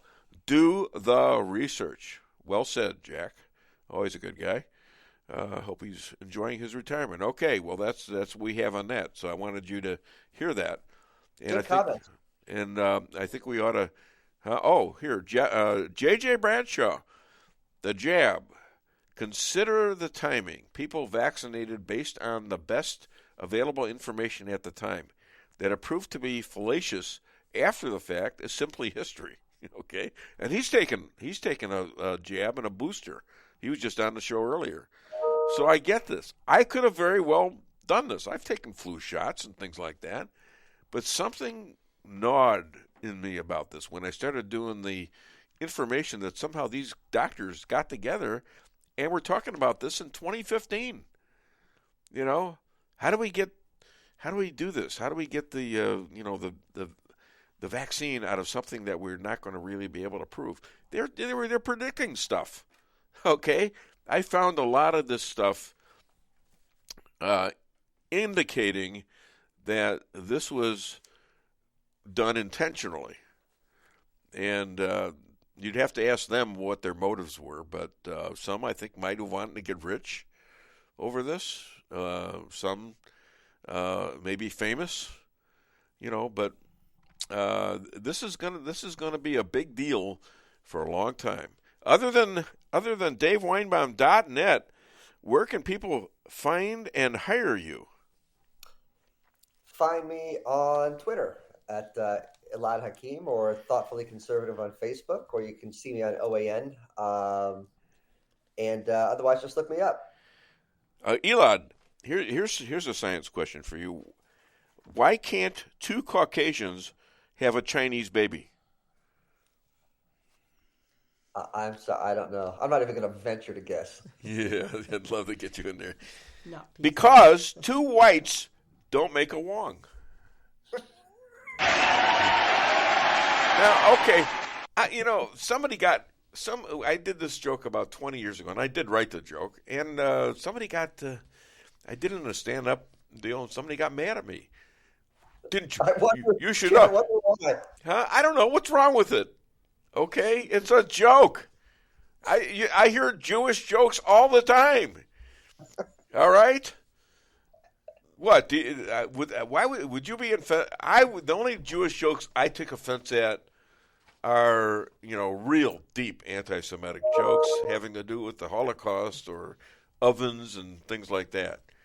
So that's, and when I do get that, I come back with I notice the the religion and or color of the skin, and I make a joke back at those people. And then I did this once with a guy named Jamie Rivers. He was a middle linebacker for the New York Giants, and he was a friend of mine and a McDonald's owner-operator. He told me an anti-Semitic joke, so I told him a joke that was a little over the line about blacks. He got mad, and I looked at him. I says, "Listen, so-and-so, if you're going to sit here and tell me anti-Semitic jokes, you're going to get return fire. And if you don't like it, we don't have to be friends." And he understood. Thank God, because he could have killed me. But I would never have backed down, so what the hell. Anyways, thank you so much, my friend. Shabbat Shalom. Hi to your wonderful wife, Amers, and all the kids, all right? Thank you, guys. Have a great weekend. God bless. Bye-bye. Bye. All right. He's good. I like that. And he you know what he did? I had other things to ask him. Trump is, by the way, way ahead of DeSantis in a new poll by a lot. And I don't know. I still think DeSantis is going to go for it. Trump, by the way, here's a news flash. Trump is going to make a comeback to Twitter, according to what I've read, and Facebook. Now that's big, don't you think? Yeah. Don't you think, honey? Be nice to have him back on again, for sure. Yes. Yeah. Absolutely. Be cool, wouldn't it? Yeah. I just really love what Musk is doing by releasing all these behind-the-scenes Yeah, stories that's about great. what was going on with Twitter and suppression and all that. It's great to finally see evidence to the fact that we're not conspiracy theorists. This was really going on. Well, yeah, and now you got Biden. Even the press has caught on to that. Yeah. CNN is all over the Biden. And Biden, in one White House thing where the press is asking him questions, he's sitting there, by the fireplace, and the press is all yelling questions at him. He is laughing his tuchus off at them. He's laughing at them, okay, which is eminently what they deserve for the treatment they gave to Donald Trump. All right, I bet you they're all talking to each other. I mean, how bad did we have it with Trump? Trump just told them the truth and wouldn't take their crap. What about the White House press secretary we have now? Oh my God, she can't even talk her way out of a wet paper bag. How can she? I mean, first of all, she's not good at it. No. Okay? She's just not good at deflecting. She's not good at lying. Okay? You would think a Democrat would be good at lying. Didn't they teach her that in 101 of Democrat politics? You got to learn how to lie. Apparently she skipped that class. I think she did. All right, let's do a second set of the commercials. And please buy where my sponsors are putting their cash. Thank you. And hit it. With warmer temperatures right around the corner and allergies ramping up, now's the time to get those AC units serviced. At Hartley's, we pride ourselves in offering outstanding service with fast response times. With proper maintenance, you can make those hot days be a lot cooler and remove those pesky allergens that always seem to find their way into your home. Call us today so you can be living a much cooler and healthier life. Hartley's, community born, community raised, community serving. Call Hartley's Climate Control today at 573-368-3163.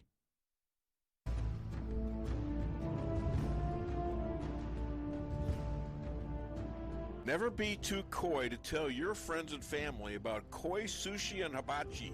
Celebrate the best Chinese-Japanese restaurant in the Midwest. Call 573-426-5551 to make a reservation or order takeout. Locally owned, 1808 North Bishop, Rolla, Missouri.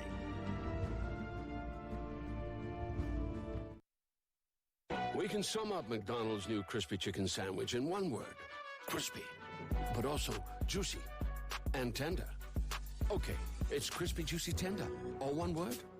But then, also pickle. Oh, and potato bun, which is two words. Okay, we can't sum up our new crispy chicken sandwich in one word, so you'll just have to try it to understand it. Order ahead on the McDonald's app at participating McDonald's. Ba-da-ba-ba-ba. Merrill's Quarry and Asphalt, 40 years serving cities, counties, and everyday businesses with driveways for people who live and work in our little piece of heaven right smack dab in the middle of America. Call 573-578-9101 for your free estimate of rocking, rolling, paving, driveways, sealing, and striping, too. That's 573-578-9101 for your free estimate. Your home is your castle. You don't need unwanted hassle. Don't let those creatures move in to stay. Let us protect your investments. That's what we're all about. Plank Termite and Pest Control will save the day. Plank is locally owned and family operated right here in Rolla, a Google preferred business. Our customer service and your satisfaction is our number one goal. So call Plank today at 368-3333. Plank Termite and Pest Control will save the day.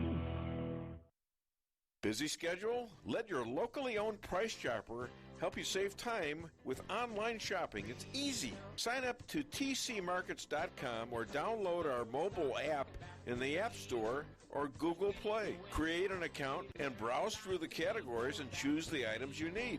When you place your order, your personal shopper will get all of the items you've selected, taking the same care you would and following your notes. We offer free curbside pickup, so you don't even have to get out of your car. Start your online order today and no online shopping fee for a limited time. Go to tcmarkets.com or download our mobile app to get started. Price Chopper.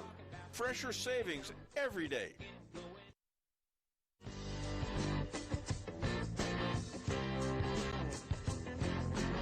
A-Car Real Estate, where experience matters. 532 million sold since 2003, the #1 sales volume in Phelps County.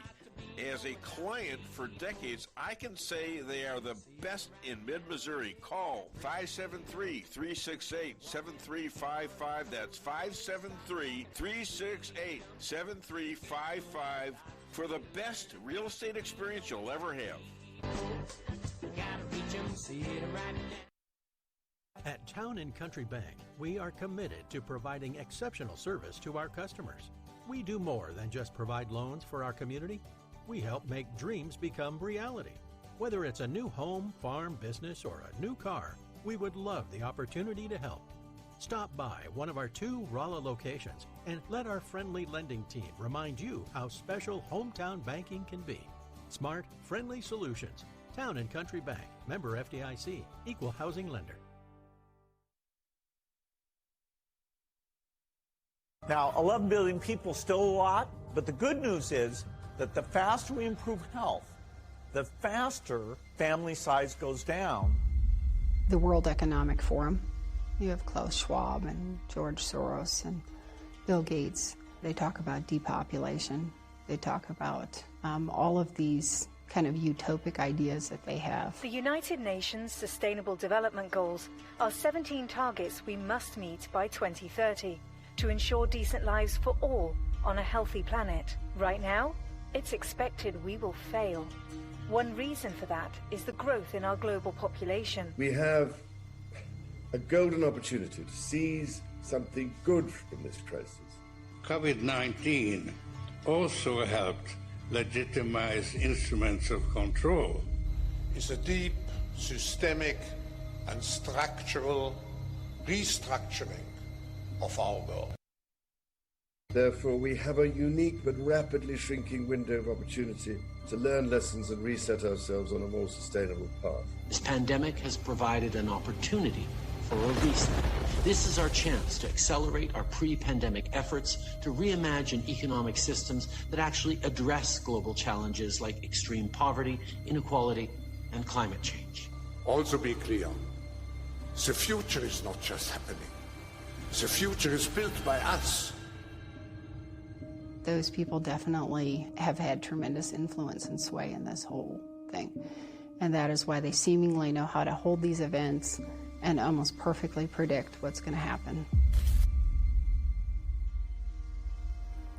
The Event 201 scenario is fictional, but it's based on public health principles, epidemiologic modeling, and assessment of past outbreaks. An outbreak that circles the globe and affects people everywhere. We've created a pandemic that could realistically occur. I know we would all agree that if we had a vaccine in hand for CAPS, it'd be a game changer.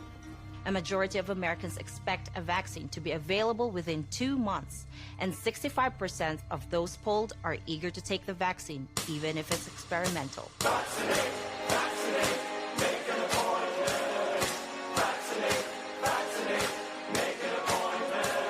I got the vaccine up inside my Got that vaccine up inside my life. Will we get our dose? Just please hurry. I got nothing. And come on, vaccine. Trust in your healthcare. Shot, staying alive. Time for us to trust and not debate. The vaccine, believe it's safe to take.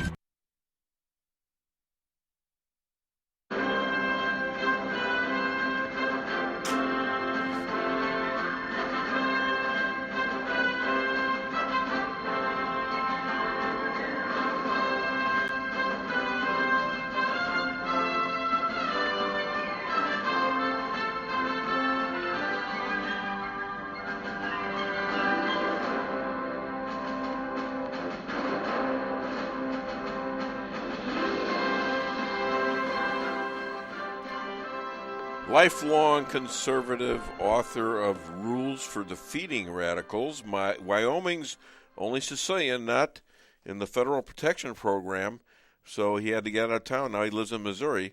He knows Liz Cheney personally. Please welcome all the way from, I think, Missouri, Chris Adamo. Good morning, Chris. How are you? Good morning, sir. I do want to dispel the rumor. I do not know Liz Cheney personally. Okay. That never happened. It was a rumor. Rumor was you had something going with her. Oh, my gosh. It's getting worse now. Well, I heard that. So the love child. I guarantee you that whole clan, I can tell you, 32 years in Wyoming, very involved with Republican Party.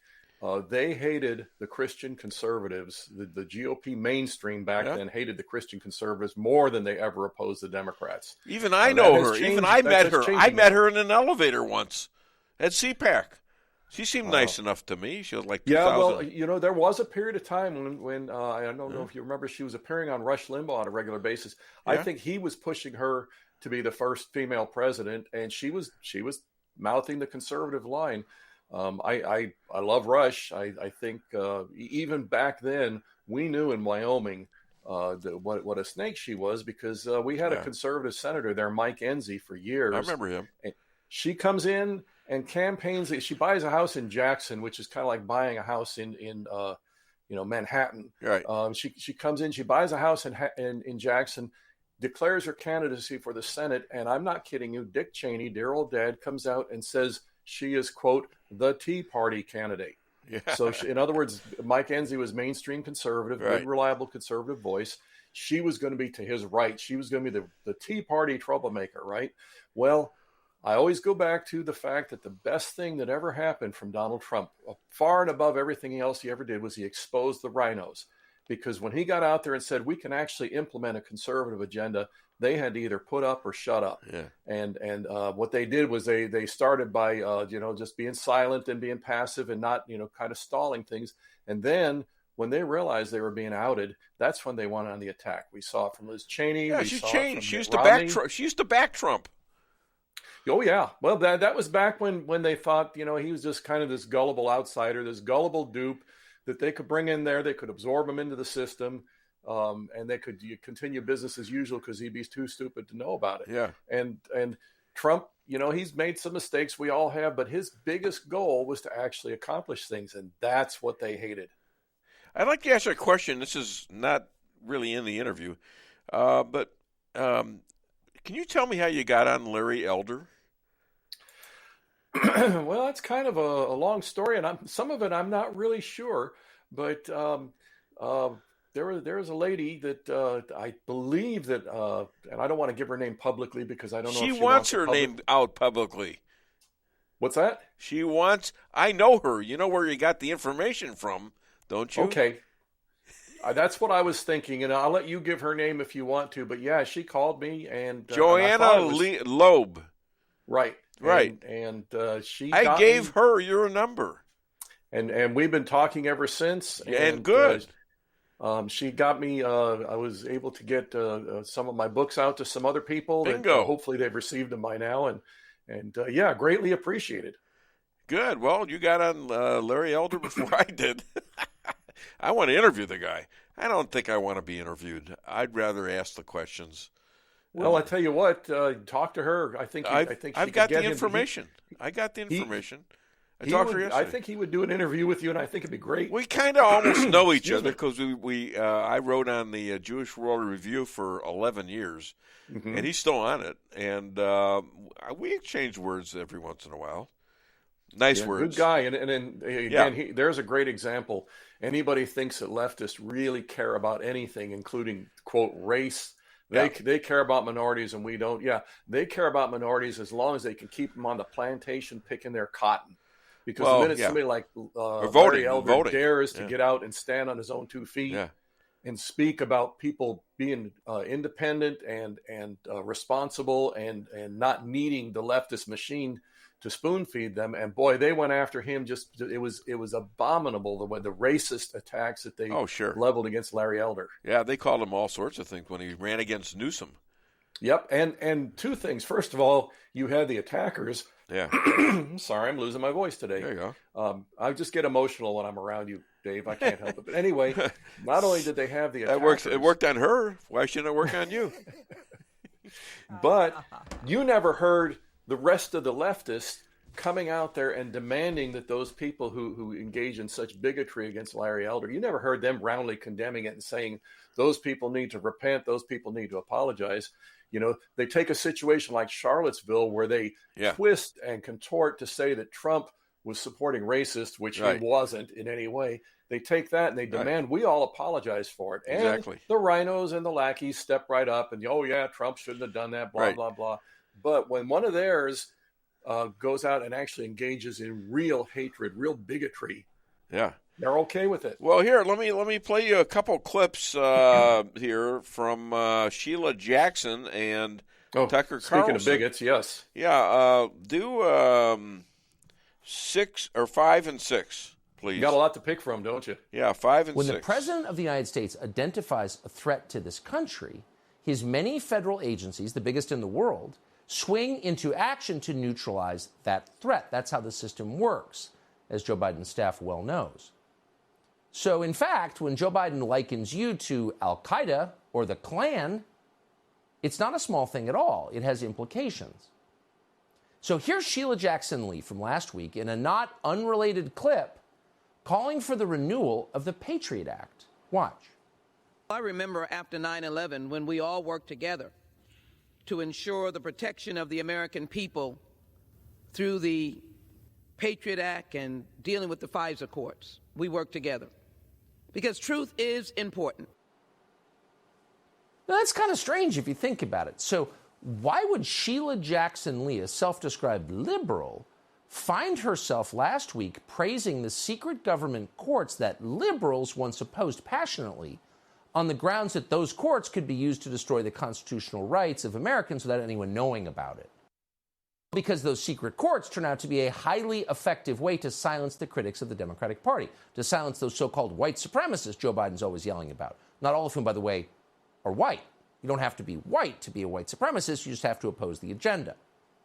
And, of course, Sheila Jackson Lee knows that very well, and that's why she wants to renew the Patriot Act indefinitely. And there are enough dumb Republicans that she may be able to. But Sheila Jackson Lee would like to go a lot further than that. Lee has just introduced a bill called the Leading Against White Supremacy Act of 2023. Now, it's not an exaggeration to say this single bill would do more to criminalize speech, previously constitutionally guaranteed speech, than any other piece of legislation that has been proposed in the entire history of this country. That's not an overstatement at all, and to prove it, we're going to read directly from the bill. A conspiracy to engage in white supremacy-inspired hate crime shall be determined to exist between 2 or more persons, at least one of whom published material advancing white supremacy, white supremacist ideology, antagonism based on, quote, replacement theory, or hate speech that vilifies or is otherwise directed against any non-white person or group, end quote. Now, nowhere in the legislation is the term white supremacy or white supremacist ideology ever defined. Of course it's never defined. It's left open. It's subjective. Anything can be white supremacy. But the bill does specifically point to something called replacement theory, white supremacist ideology. If you engage in either one of them, you go to federal prison, possibly for a very long time. Okay, what's your reaction to that? Well, I wish I had a notepad to take a whole page full of notes on it, because it's one outrage after another.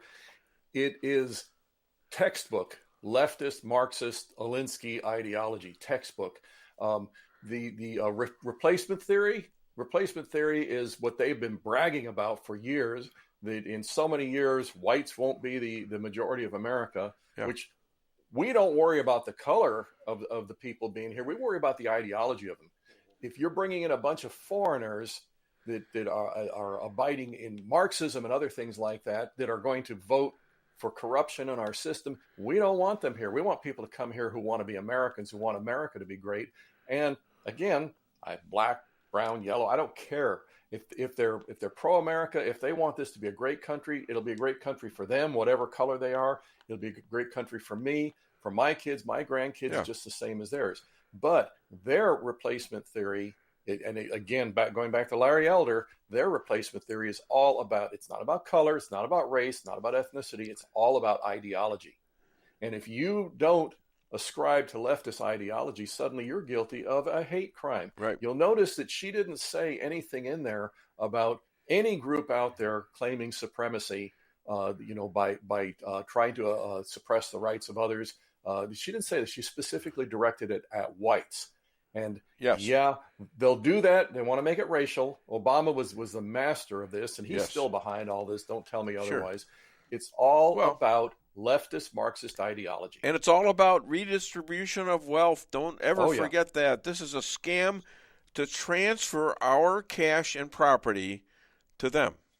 Period. The whole WEF thing, they're talking about equal pay and things like this. And what they're talking about, it's all about, when they say equal pay, what they mean is everybody's equally broke. That's what it always comes to. It always utopian. They're good, a living wage and everything, but they decide what is your living wage. And by golly, if you're a cow in a feedlot, you have a living wage. Guess what? And if you try to get out of that feedlot because you don't like standing around and you know what, well, then you're a white supremacist or you're a terrorist or whatever, and they're going to go after you. No, I agree with that. So let's talk a little bit about, let's see. So you're not at Davos? How could that be? How could that be that you're not there? You remember Jack Kevorkian? Yeah. And his whole thing and the people that supported him, it was all, the earth has too many people on it. And it's, we want to reduce the load on Mother Earth.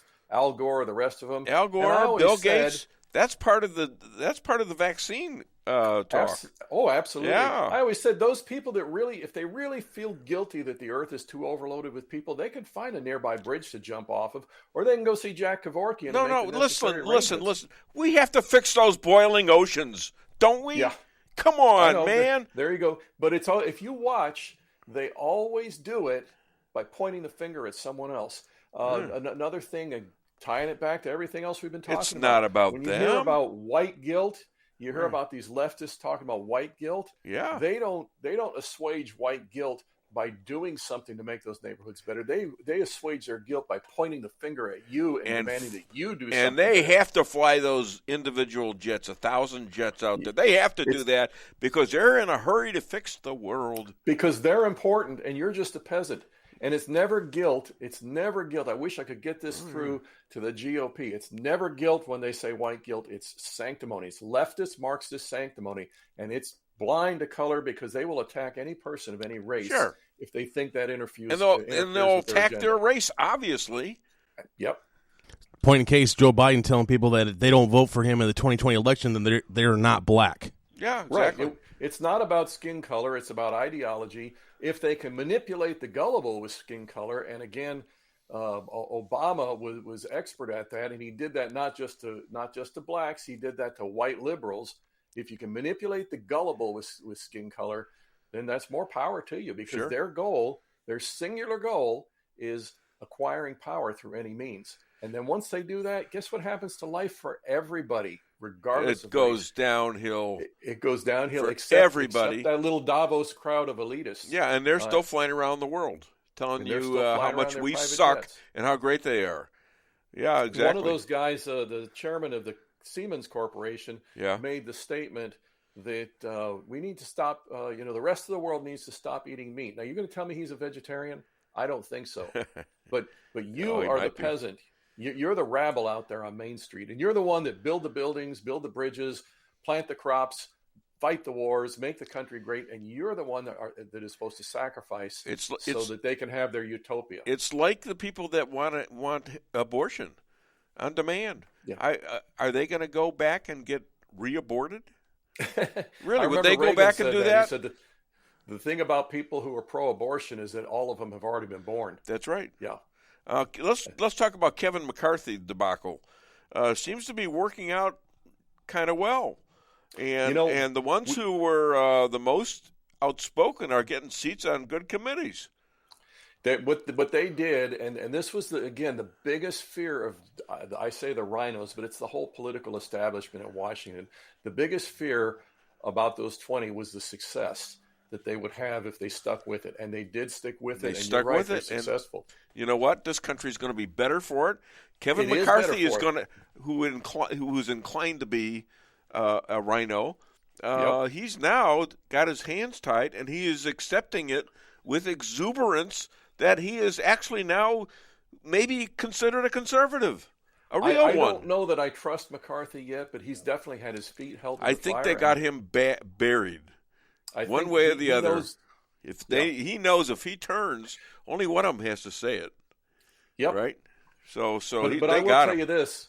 We at this point should be demanding apologies from every major so-called conservative spokesman.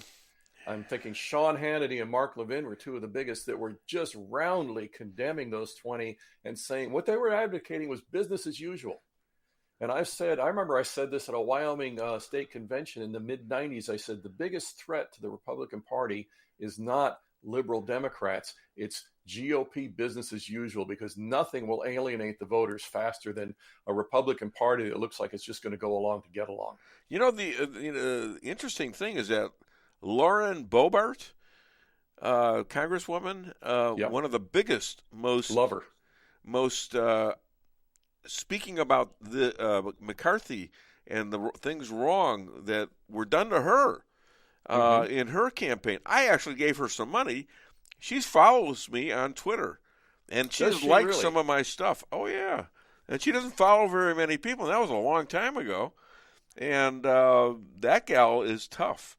Get her on the show if you can. I'll tell you what. I've tried. She's good, but if you watch even the other Republicans, they're scared to death of standing next to her because she's so radical. Yeah. You know what?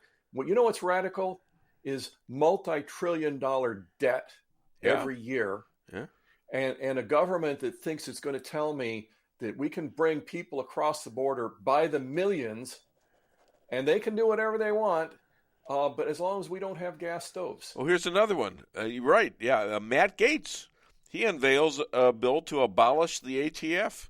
Yep. Now, why is that? Just the other.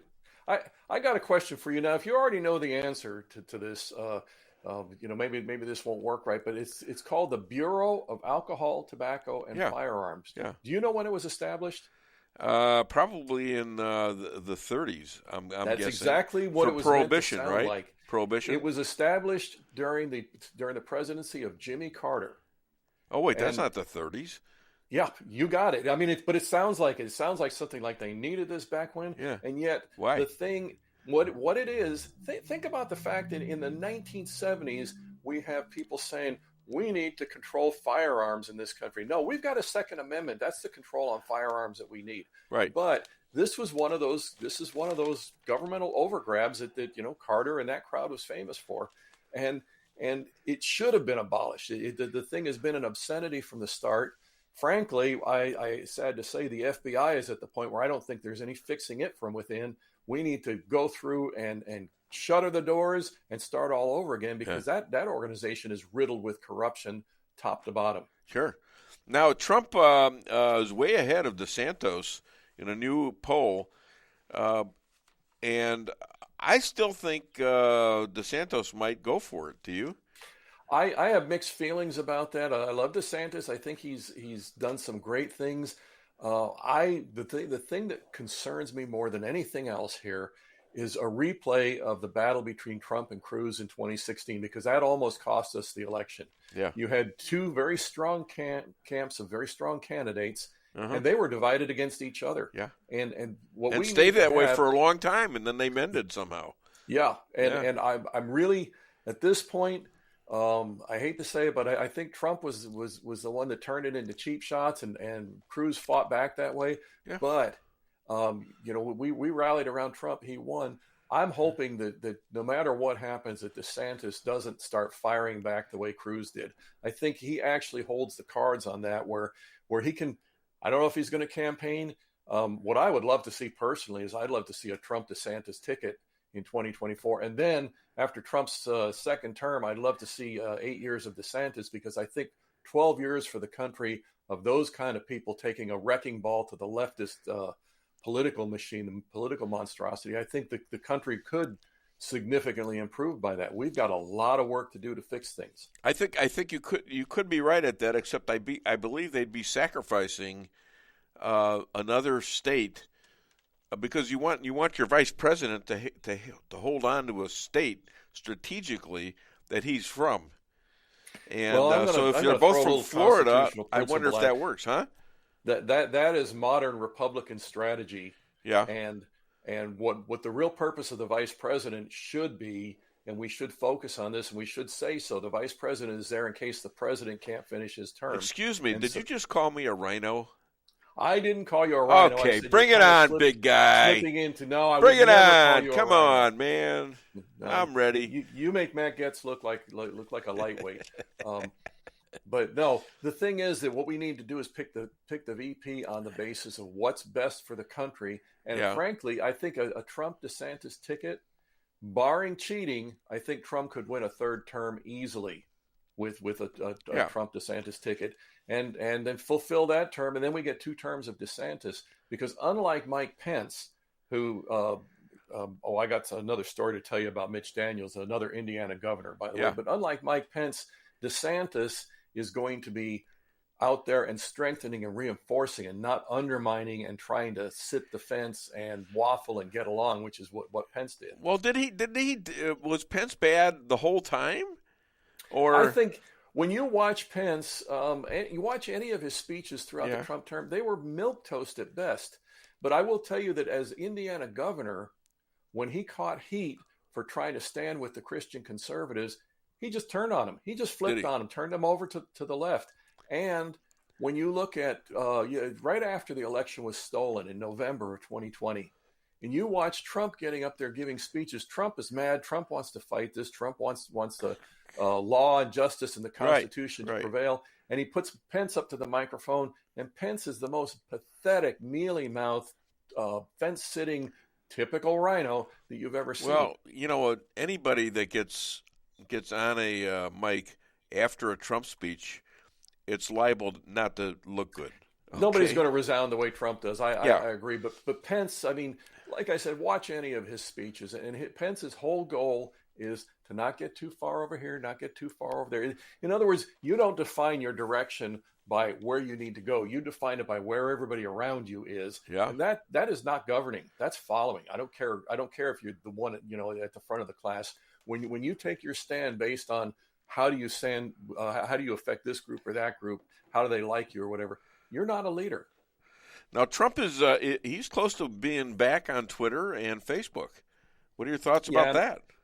That obviously, he had how many, 74 million, 84 million followers on Twitter that he'd immediately have a voice among those people. He's got a Sure. huge voice on his Truth Social, and lots of us on Truth Social take his statements, take them over to Twitter, Yeah. and spread them around on Twitter. Right. So he's got a good voice, but this is all part of consolidating his momentum for a 2024 run, and I think it's a smart move.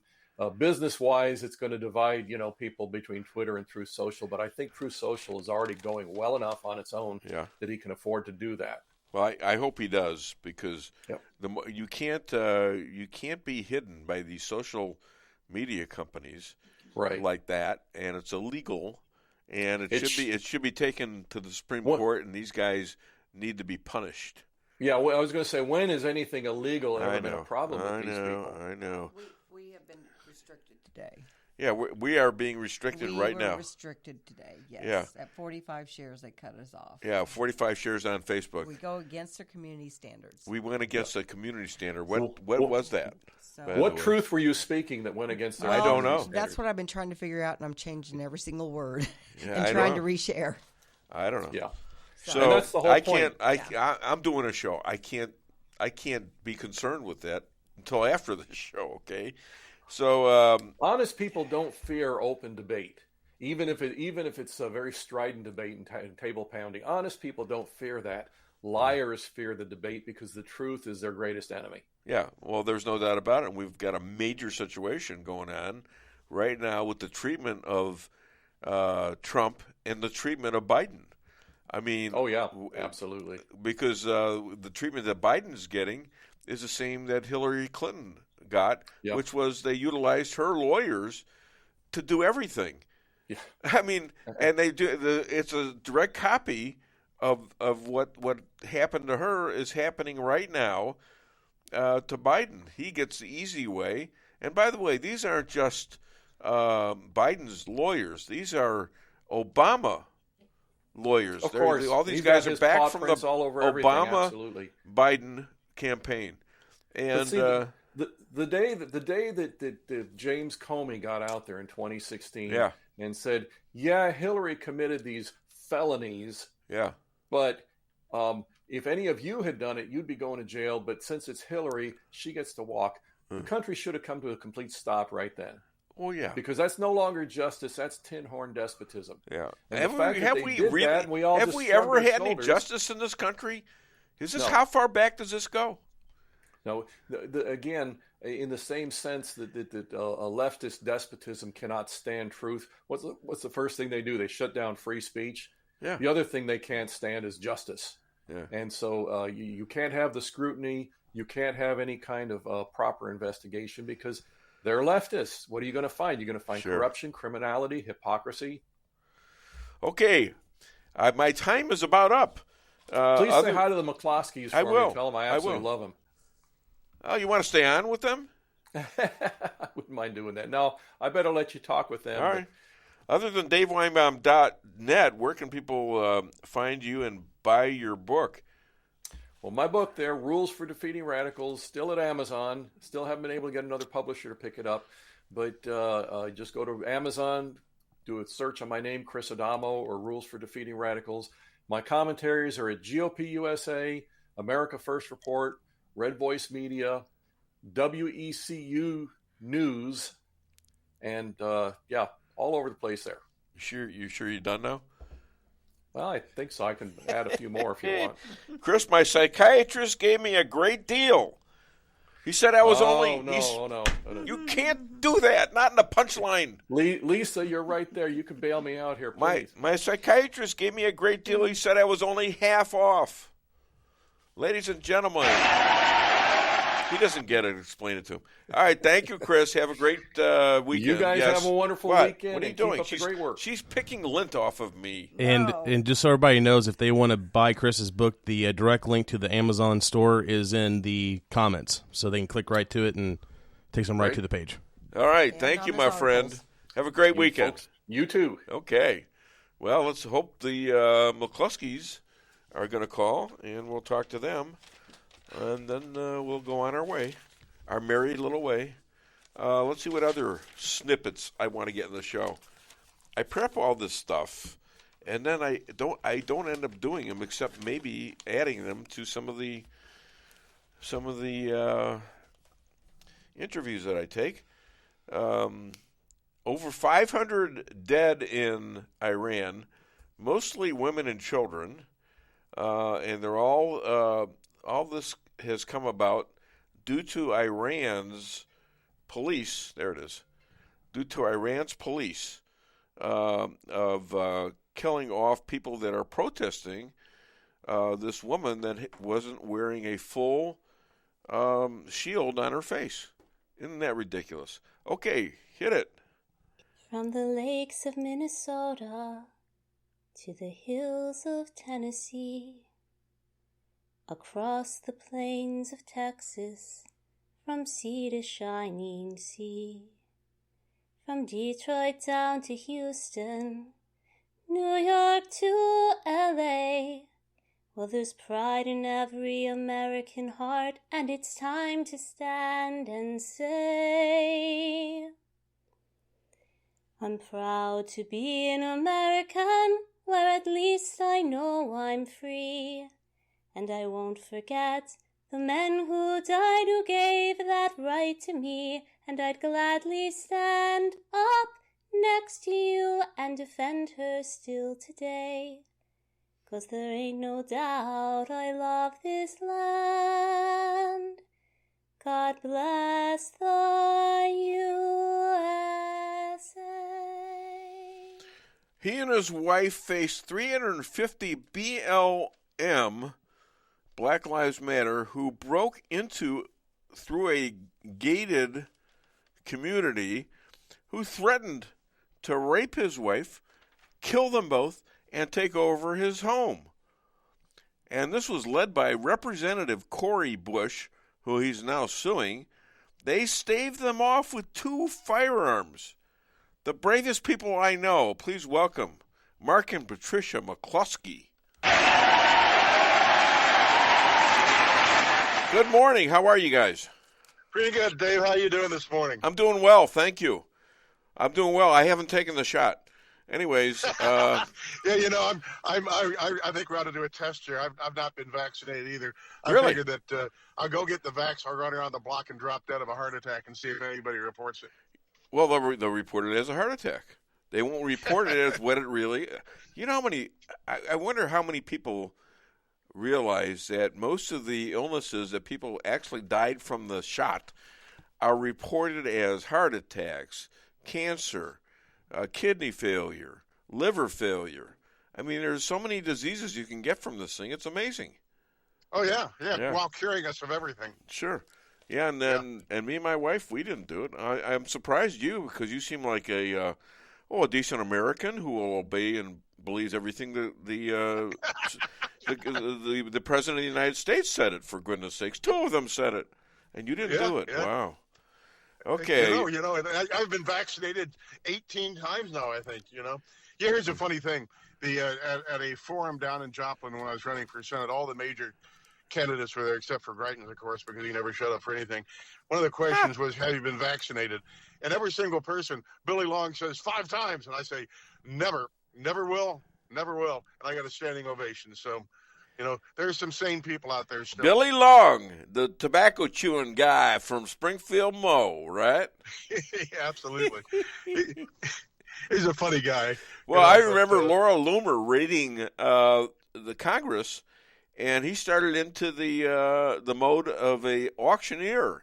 Hey, got a good hog over here. 1925. Do I hear 15? And that was pretty funny, I guess. It wasn't funny to her, though.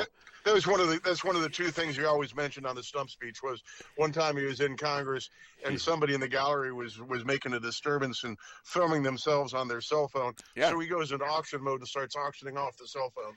Laura Loomer was a guest on this show. She ran for Congress twice. She lost twice as a Republican in Florida. And she stood me up twice, so on the show, you know. So she's gone. Anyways, but it was fun while it lasted because she did a lot of things. Project Veritas was one of them, and Project Veritas is just unloaded on this scam going on where this con man is actually selling schools critical race theory documents that don't include the words critical race theory, and he's getting paid by the schools, by whatever it is that pays for this this awful thing, and he's very happy with himself.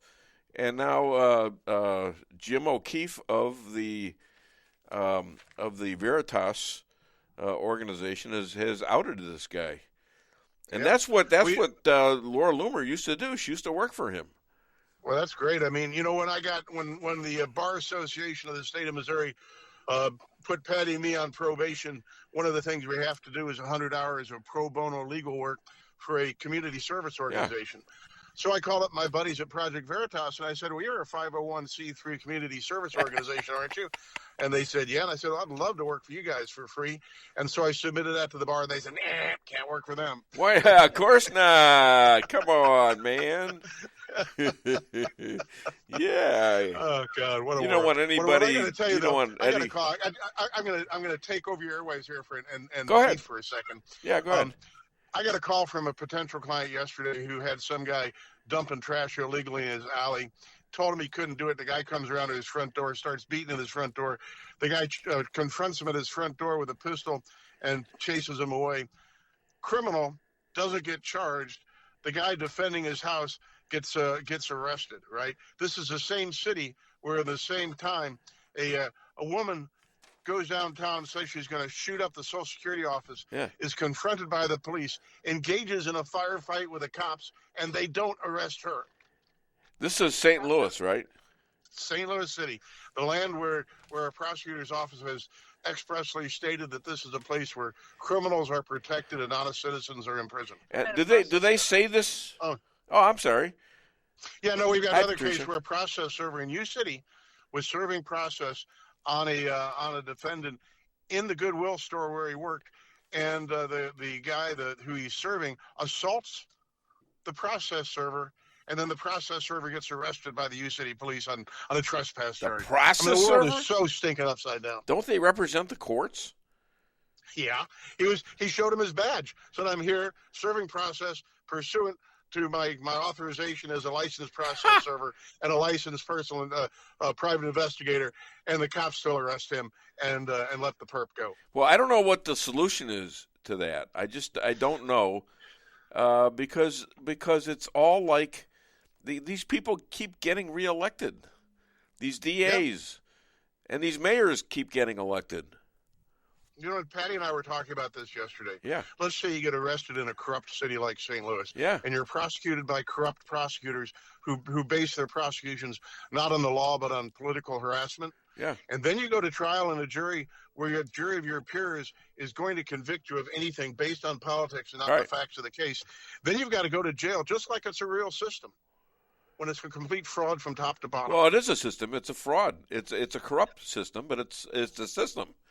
And I don't know. Imagine Donald Trump going to a jury trial in Washington, D.C. Well, I mean, they could accuse him of murdering John Paul II, and they'd convict him of it in a heartbeat. I think they have a grand jury up there.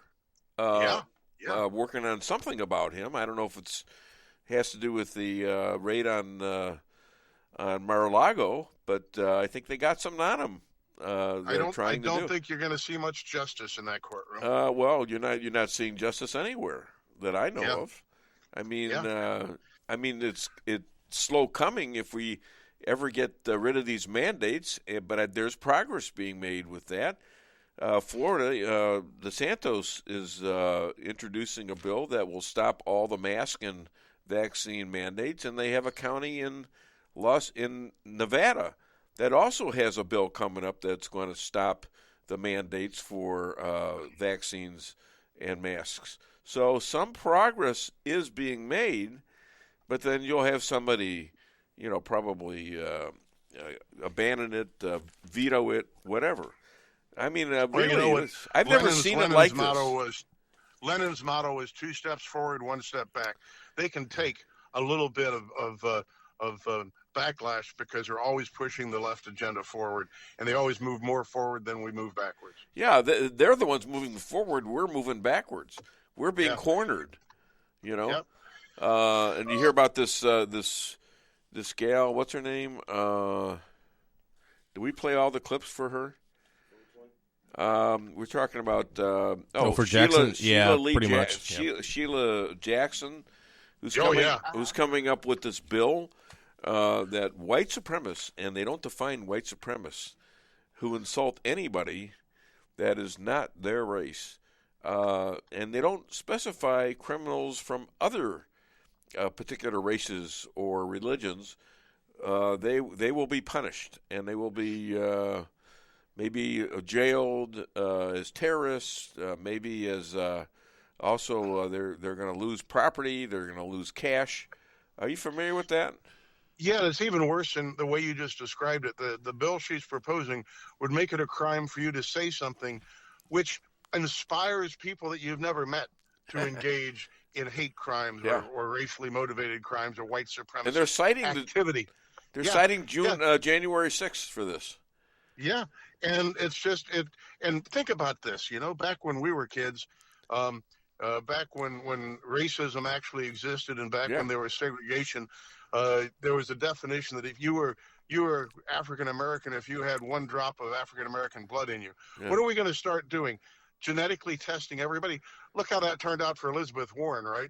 Genetically test everybody and say, ooh, if you've got one gene of African American in you, you get reparations. You get to sue whoever you want to. But if you don't, you get to go to jail for anything you say or do. Yeah, I mean, well, she had the high cheekbones. Come on, man. What do you want?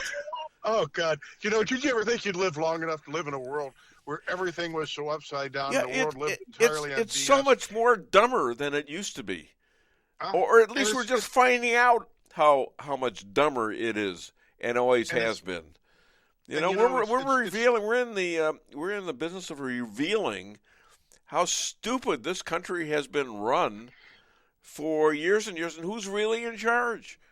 Yeah. Who would have thought? It's an illusion. It's an illusion of democracy. It's an illusion of a representative government.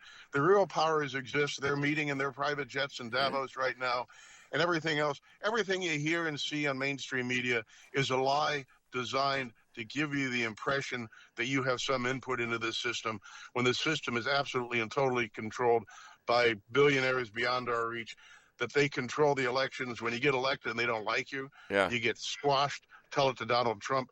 Tell it to Richard Nixon. Tell it right now to Joe Biden. The jackals are turning on him right now, and he's toast. So why aren't you and Patricia at Davos? I couldn't afford the gas for my jet. Oh, man, but you got a jet, right? In your dreams, Mr. Weinbaum. Al Gore called out the boiling oceans and the rain bombs. The rain bombs. Listen to that. Wine bombs, rain bombs. I think I'm related. Okay? I can't remember whether it was Gore or Kerry yesterday talking about how the pollution is like 162 Hiroshima nuclear bombs going off. Yeah. These guys are really, really good. They're making a lot of money doing this, too. You know that. Oh, God. You got to laugh at it, but in the real world, we were so close to become abject slaves of people that consider us no different than bugs in their garden. Well, and that's the goal. And some people are vulnerable to that the fixing the earth and fixing the population. Hey, gee, what's connected to that? Anybody know? And they count on us having absolutely no memory. You remember back in the 70s during the Arab oil embargo, all these same lunatics were telling us we'd be completely out of fossil fuels by 1975. Right. Sure. And we had lines at gas stations. You couldn't buy gas. There was gas rationing. You could only buy gas every other day. Well, look at it. Here we are, 45, 50 years later. We've got so much gas we don't know what to do with it, except this administration had to handcuff it to where we now handcuff us to where we now have to buy gas from communists to support ourselves. Yeah. And it used to be global freezing, not global warming. They changed it. They reversed that like overnight.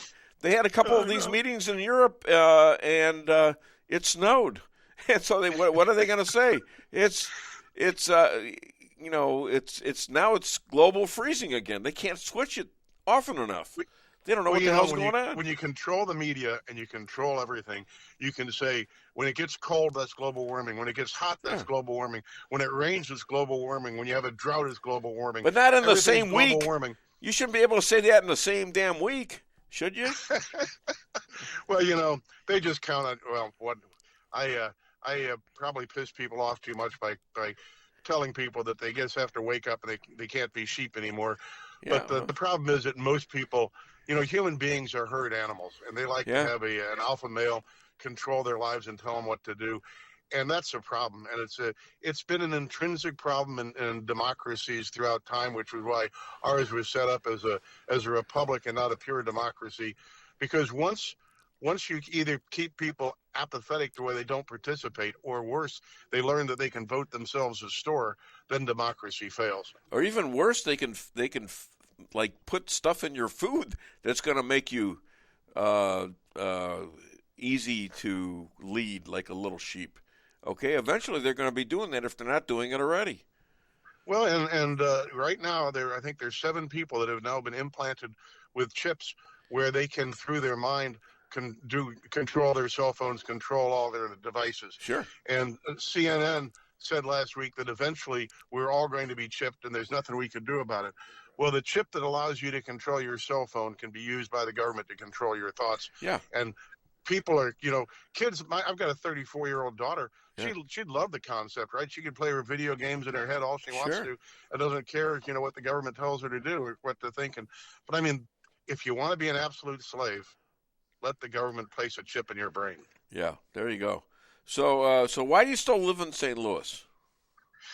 35 years now. 35 years. 35 years ago, this February the 11th, we moved in the city.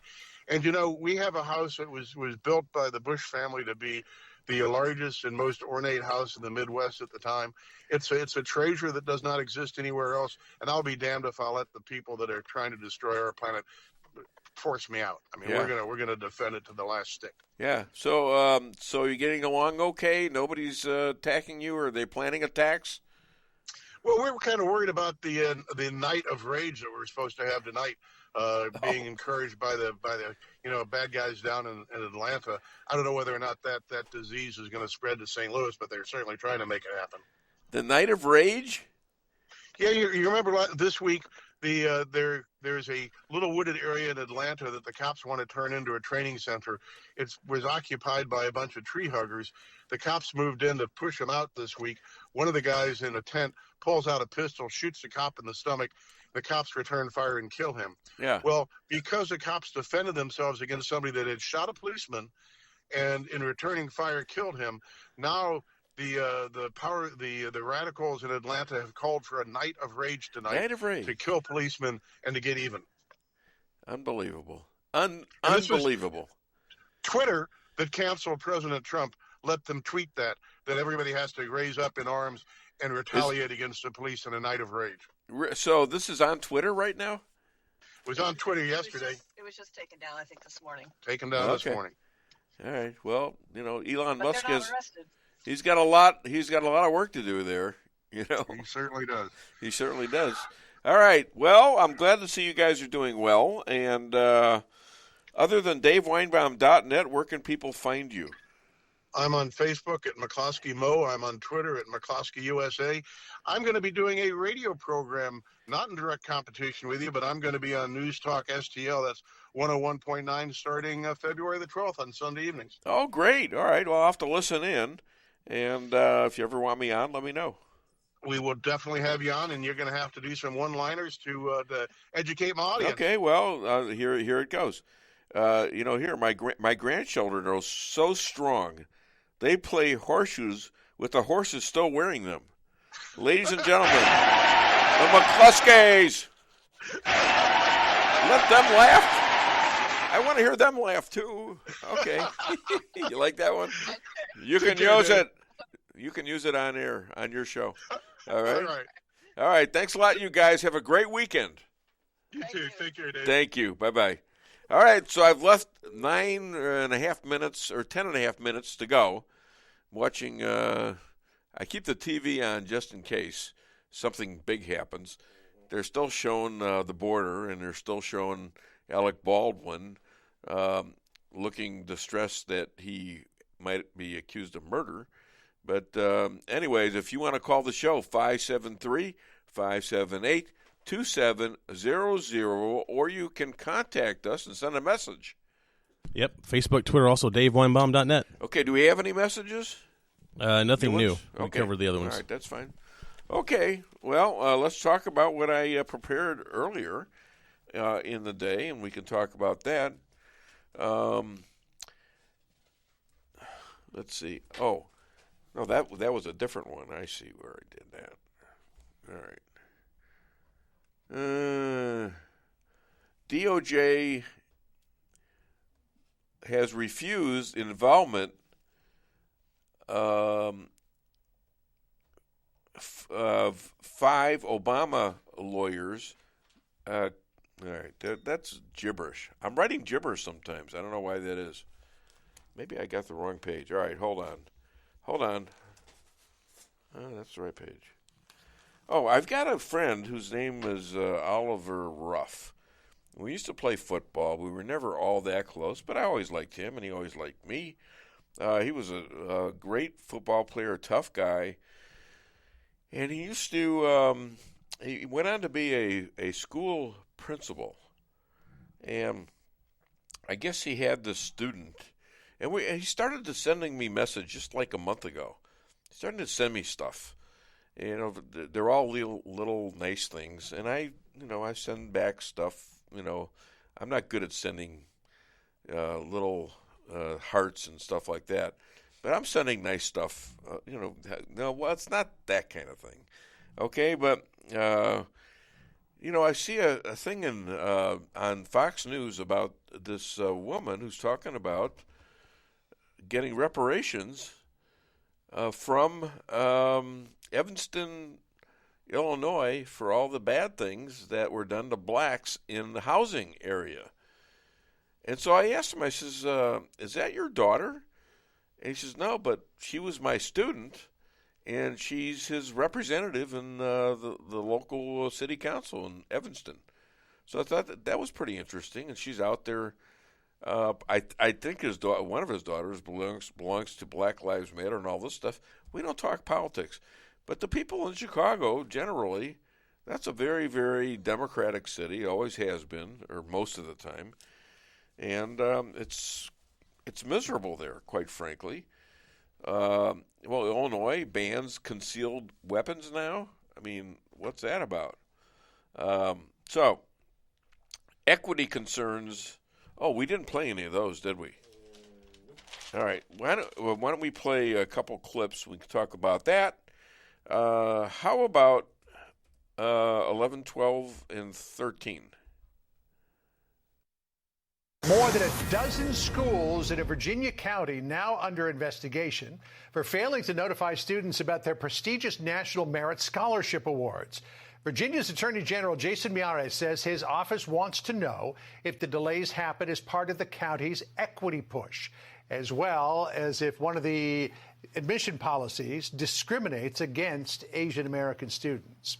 Let's bring in Virginia Republican Governor Glenn Youngkin to talk more about this. Governor, you have made education a centerpiece of your campaign and your administration. This started all off with Thomas Jefferson High School, the most prestigious public high school in the nation, consistently ranked #1, saying, oops, human error caused us to forget to notify all these students that they'd won national merit scholarships. Now it's expanded to 13 high schools. One might be human error. 13 suggests something else.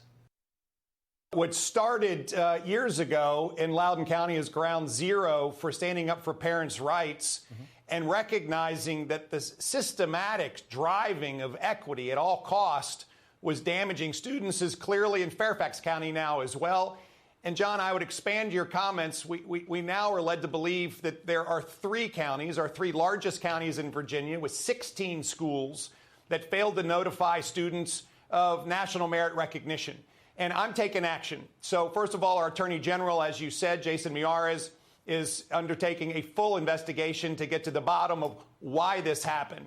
And meanwhile, I'm sending legislation to our General Assembly today to make it mandatory that schools notify parents and students of awards, recognitions, and scholarship opportunities as soon as they know.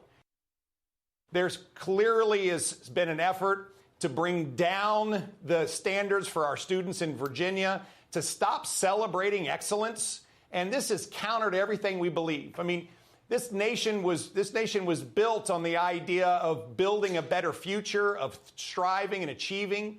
And here we have what appears to be three large school districts in Virginia who have been systematically withholding information about excellence. This is so counter to everything that we believe. We're going to get to the bottom of it through our Attorney General, and we're going to get legislation passed that makes it illegal to do this again. For anybody who's just tuning in who thinks that this is just now happening or this information was withheld from students or parents, Governor, for days or weeks or months, that's just not the case. In fact, the woman who broke this story, she's a journalist, but she's also a mother with a child at Thomas and Jefferson School, Jefferson High School. She's a mother in Fairfax County. She broke this story December 21st. She said she didn't learn that her son, who graduated from Thomas Jefferson for science and technology in 2021, was a National Merit Commended student until 2 years after he was supposed to receive the award.